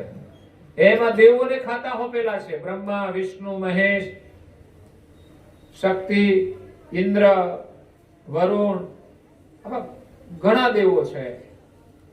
એ બધાને જે ખાતા સોંપેલા છે એ જ કામ કરે છે. પણ માલિક તો એનાથી પર છે. એને પામવા માટે તો આપણે ગુરુ કરવા પડે, અને એમાં પરમ ગુરુના શરણે જઈએ ત્યારે જ માલિકનો લક્ષ્ય મળે છે. એના સિદ્ધાંત પ્રમાણે જ માલિકની ઓળખ થાય છે. એ સિવાય તો લોકો દેવોને ઓળખે છે, દેવોની ભક્તિ કરે છે અને દેવી ધામમાં જાય છે, પણ માલિક સુધી પહોંચી શકતા નથી. એટલે દેવોના માથે પણ ગુરુ છે. કેમ? તો કે એ આ સંચાલન કરે છે, એમાં એને ક્યારેક તો ભીડ પડે છે, ત્યારે એ ગુરુને પ્રાર્થના કરે કે આમાંથી કઈક રસ્તો બતાવો. દેવો છે, મહાન છે, સામર્થ્યવાળા છે, પણ તમે પુરાણ વાંચો, એને પણ મુશ્કેલીઓ આવે છે. એ પણ ગુરુના શરણે જાય છે. ક્યારેક ક્યારેક તો એ હાથ ઊંચા કરી દે કે અમારું કામ ના, આ તો અમને તો માલિકે આ જ કામ સોંપ્યું છે, એટલે અમે આ ના કરી શકીએ. એટલે સાચા માલિકની ઓળખ કરવી એ પણ ઘણું કઠિન કામ છે. એટલે છઠ્ઠો જે છે દોષ, એવા અવતારી પુરુષો થયા અને એમણે જે કાર્યો કર્યા સમાજના હિત માટે, ઘણીવાર લોકો એની પણ નિંદા કરતા હોય છે. ઘણા સામાન્ય લોકો, સમજણ વગરના લોકો એમ કે શ્રી કૃષ્ણે લીલા કરી એવી અમે કર્યું તો હું વાંધો. શ્રી કૃષ્ણને 1008 રાણી હતી. શ્રી કૃષ્ણ જેવી લીલા અત્યારે કોઈ માણસ કરી શકે ખરું? એને કે એકને હાચવ, એને 1008 ને હાચવી, તારાથી 2 ના હચવાય. એક નથી હચવાતું, એમાં વળી પાછું એમ કે અમે કૃષ્ણના જેવી લીલા કરીએ. કૃષ્ણે કેટલી ગોપીઓના વસ્ત્રો લઈને કદમના ઝાડ ઉપર ચડી ગયા. એનો હેતુ હોય છે, પણ સામાન્ય લોકો કંઈક ઉલટું વિચારતા હોય તો અવતારી પુરુષોની એક નિંદા કહેવાય. એના માટે નરકમાં જવું પડે. એટલે જોયા જાણ્યા વિના કોઈ અવતારી પુરુષોના જીવન ચરિત્રની નિંદા નહીં કરવી જોઈએ. શ્રી કૃષ્ણએ કોઈકને ભગાડીને મેરેજ કર્યા એટલે આપણે એવું જ કરવાનું? એને તો જાણી જોઈને એના હિત માટે કર્યા હોય ને આપણે આપણા સ્વાર્થ માટે કરીએ તો પછી મુશ્કેલી થાય. અત્યારે ભાગનારા લોકો મા બાપને છોડીને ભાગતા હોય છે. તમે ક્યાં જઈને સુખી થવાના? ભાગો ક્યાં સુધી ભાગશો? અને ભાગીને કામ કરો એમાં સુખ હોય જ નહીં. ભાગવાનું શા માટે? જે કરવાનું એ બધાને સાથે રાખીને કરવાનું છે, સંમતિથી કરવાનું છે. તમારો સાચો પ્રેમ હશે તો ચોક્કસ તમે ભેગા થશો. મા બાપ પણ સ્વીકારશે, તમે ટેક લઈને બેસી જાઓ એની સાથે જ લગ્ન કરવા છે, પછી નહીં કરો તો સ્વીકાર કરવાના જ છે. પણ તમને વિશ્વાસ ના હોય કે ભાગમ ભાગી કરો, નહીં ભાગતા હોય ને પાછા 6 મહિના પછી પાછા છૂટાઈ પડી જાય. આ ભાગીને તમે જાઓ ક્યાં? આવા તો પ્રેમ હોય છે બધાને. શ્રી કૃષ્ણએ કર્યું એમ અનુકરણ નથી કરવાનું, અને એમાં કોઈ દોષ નથી. એને તો બહુ હેતુ માટે કરેલું છે. પરંતુ માણસે ધર્મની મર્યાદામાં રહીને કરવું જોઈએ કે આપણા માટે જે ધર્મનું સ્થાપન કર્યું છે, સમાજના જે નિયમો છે મર્યાદાના, એમાં સાથે રહીને કરવું છે. તો અહીંયા છઠ્ઠો ગુનો છે, અવતારી પુરુષોની કોઈ નિંદા કરે તો એને નરકમાં જવું પડે છે. એટલા માટે પાપથી પાછા વાળવા માટે પૂજ્ય શ્રી અચરતબાઈ અહીંયા આ સુંદર બધું વર્ણન કર્યું છે. તો જે સદગત આત્મા છે ચંદુભાઈ, પરિવારના અને સંપ્રદાયના પરમ સ્નેહી એવા પરિવારને સંસ્કાર આપીને ગયા છે કે જ્યાં એમના દીકરા અને દીકરીઓ છે અને બધા સુખી છે. સંસ્કારની જે સુવાસ છે એ પરિવારની અંદર એમણે વારસામાં આપી છે. દીકરાઓ પાસે પણ છે, દીકરીઓને કરિયાવરમાં આપી છે. અને જે ઘરે ગઈ છે દીકરીઓ, એ પરિવાર પણ સંસ્કારી છે. સંસ્કારી લોકોને સંસ્કારી પરિવાર મળે છે, એ પણ આ સંસ્કારનું ફળ છે, સુકૃતનું ફળ છે. અને એવા પરિવારમાં જ લોકો સુખી હોય છે. એવા પરિવારના દર્શન કરવાથી અમને પણ આનંદ થતો હોય છે. અમે એવું ઈચ્છીએ છીએ કે જ્યાં જઈએ ત્યાં એવા પરિવારનું નિર્માણ થાય, સંસ્કારી પરિવારો, જેના પરિવારની અંદર બાળકોને પણ બાળપણથી સંસ્કાર મળે છે. અને મારે કહેવાનું છે કે આ પરમ ગુરુનો 250મો પ્રાગટ્ય દિવસ આવે છે. આપણા સૌના માટે ગૌરવનો દિવસ કહેવાય. એક દિવસ તો આપણે ગૌરવપૂર્વક ઉજવવાનો. કદાચ આપણે સમય પ્રમાણે ભેગા બહુ ના થઈ શકીએ. અત્યારે તો વાતાવરણ એટલું બધું ભયંકર નથી, પણ સાવધાની વાળું છે. એ પ્રમાણે સાવધાની રાખીને આપણે જ્યાં પણ મહેવીજ હોય ઉજવીએ ત્યાં ઉજવવાની. 150 માણસનો નિયમ છે, એટલે એટલા માણસો તો એટલા તો માણ ભેગા થઈએ આપણે. 50-100 ભેગા થઈને આપણે સારી રીતે ઉજવી શકીએ, ભાવથી, પ્રેમથી. કદાચ સરઘસ ના કાઢીએ ગામમાં, કારણ કે વધારે સંખ્યા હોય ગામના લોકો જોવે તો કોઈ ટીકા કરે. તો નિયમ અને વ્રતથી તો આપણે ગૌરવપૂર્વક ઉજવીએ કે આપણા ઘરના બાળકો પણ વ્રત લે. તમે જુઓ જૈનોમાં નાના નાના બાળકો પણ કેવા ઉપવાસના વ્રત કરે છે. આપણા બાળકોને પણ આપણે સંસ્કાર આપવાના છે. અને ભાઈઓને કહું કે તમે ઉપવાસ કરો ને તો સાથે પહેલો ઉપવાસ તો પહેલો કરજો, તમે વ્યસનનો.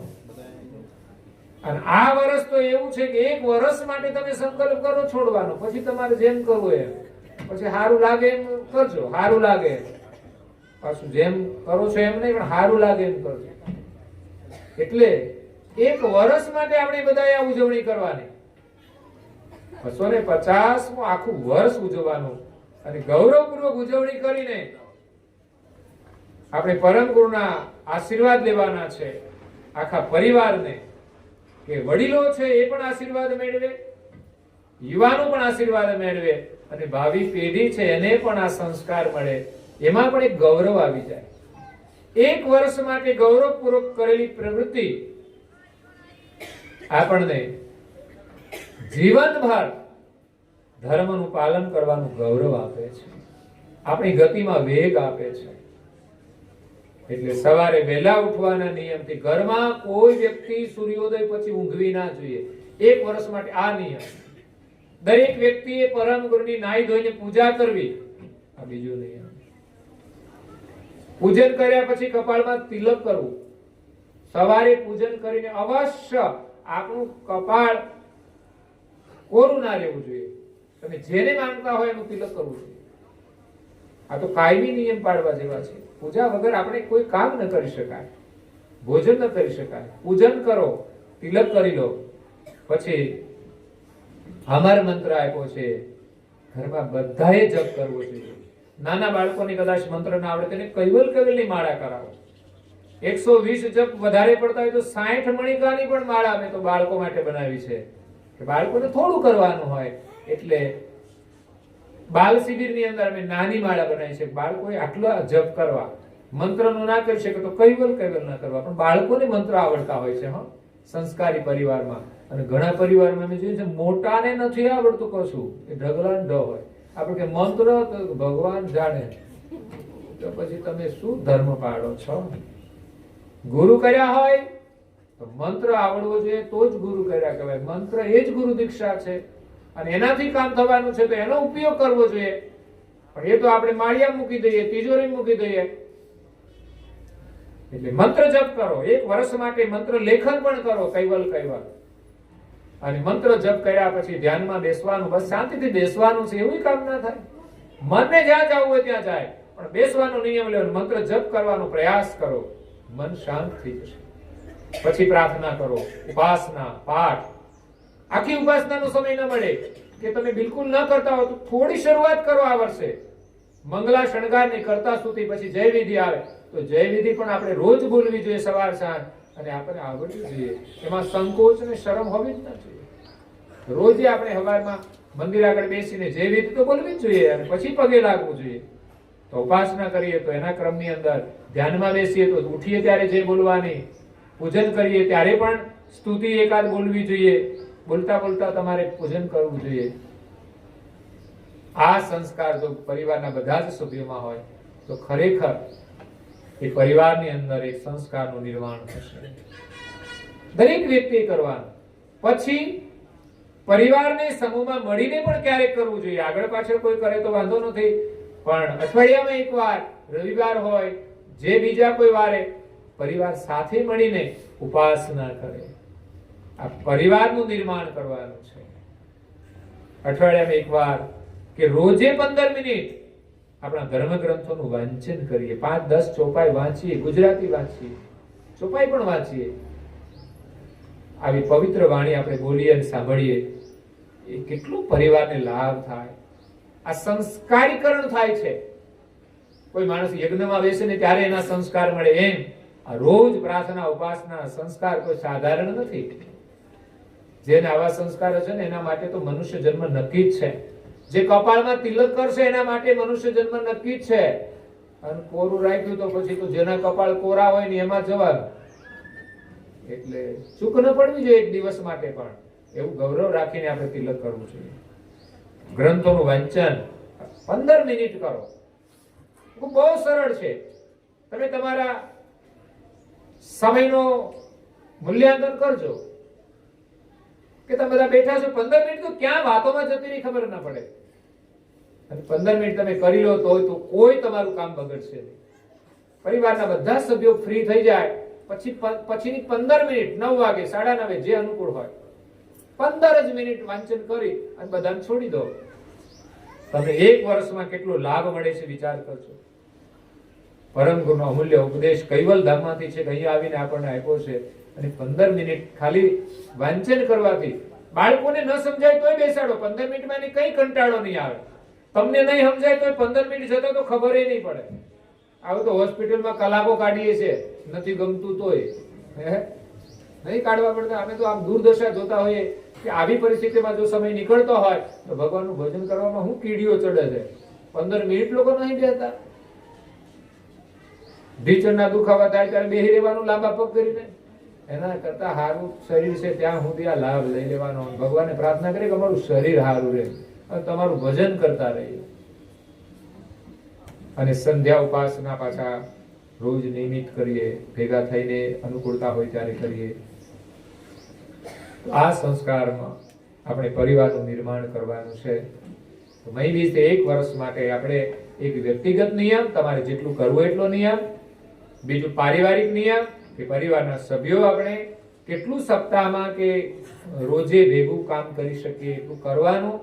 અને એક આપણે સમૂહમાં કે આજુબાજુ પડોશમાં જે કોઈ રહેતા હોય સજ્જન, આપણા અનુયાયી ભાઈઓ બહેનો, એ બધા અઠવાડિયામાં એકવાર મળીને જે કંઈ પ્રવૃત્તિ કરી શકીએ એ આપણે કરવા પ્રયાસ કરવો જોઈએ. એનાથી પણ આપણા સ્વભાવનું નિર્માણ થાય છે કે આપણે 50 લોકો સાથે હળીમળીને રહી શકીએ એવો આપણો સ્વભાવ બને. અને ચોથું છે કે વર્ષ દરમિયાન આવતા આપણા જે તહેવારો છે એ દિવસે બધું કામ છોડીને રજા રાખીને પણ એ ધામધૂમથી એ ઉત્સવની ઉજવણી કરવી અને જ્યાં ઉજવાતો હોય ત્યાં આપણે જઈને લાભ લેવો. વિશેષ આ વર્ષ માટે આપણે પરમ ગુરુના આશીર્વાદ મેળવવાના છે.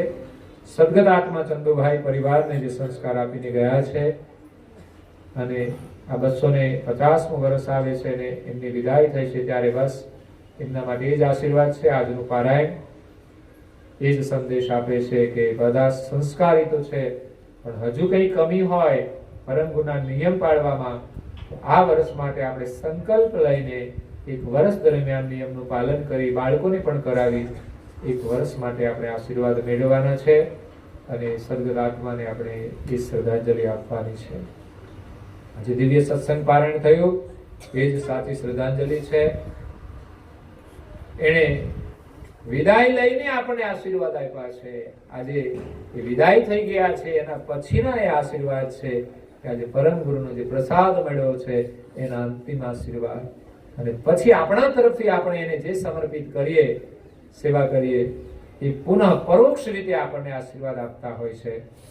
એટલે એમના ગયા પછી પણ આપણે એની સ્મૃતિમાં જે કંઈ સારું કામ કરીએ એ પરોક્ષ રીતે એમના અને પરમ ગુરુના બંનેના આપણને આશીર્વાદ મળે છે કે જેથી આપણો પરિવાર સુખી રહે. અને અહીંયા સ્વજનો જે આવ્યા છે, સગા સંબંધીઓ, એમના માટે પણ આજનું પારાયણ એ સંધુભાઈના બધાને આશીર્વાદ છે.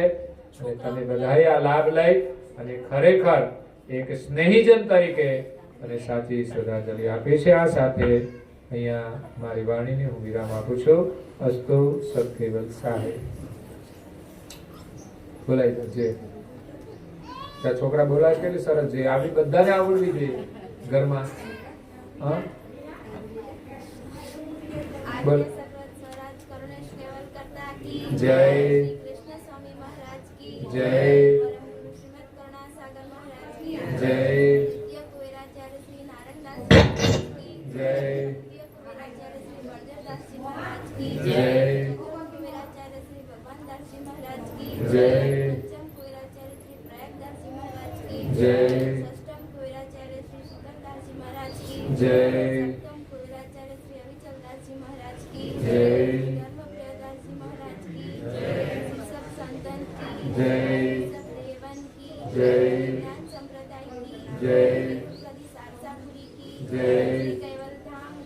जय कथा सत्संग गुणावती का साथ केवल साई. 3 વાર આપણે ખોળામાં ખુલ્લા હાથ રાખીને પગે લાગીશું. કૈવલ હંસો સાથ કેવલ સાહેબ. હાથ જોડીને બોલો જો, અને બાજુવાળાને પણ હાથ જોડીને આંખો મિલાવીને સત કેવલ સાહેબ, સત કેવલ સાહેબ, સત લક્ષ 84 બંધનો ને લક્ષ માને કપજો પરમ ગુરુએ આત્માને શાંતિ સાચી આપજો. સુખ સંપત્તિ સુવિચારને સત કર્મનો હરસો. નમો જન્મ સત્સંગથી કીર્તાર પાર પાડજો. આલોકને પરલોકમાં તમ પ્રેમ રગે રગ વ્યાપજો. પરમ ગુરુએ આત્માને શાંતિ સાચી આપજો.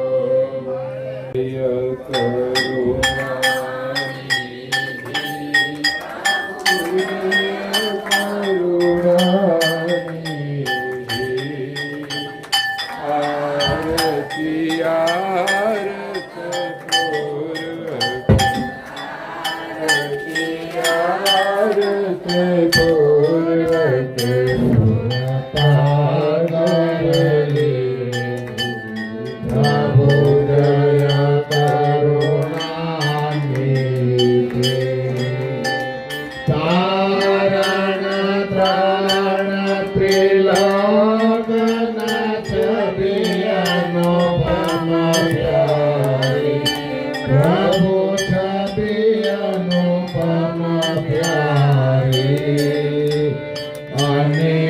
જનોની અરજી અનેક જનોની અરજી અરે અંતર લીધી પ્રભુ જય કરુણાની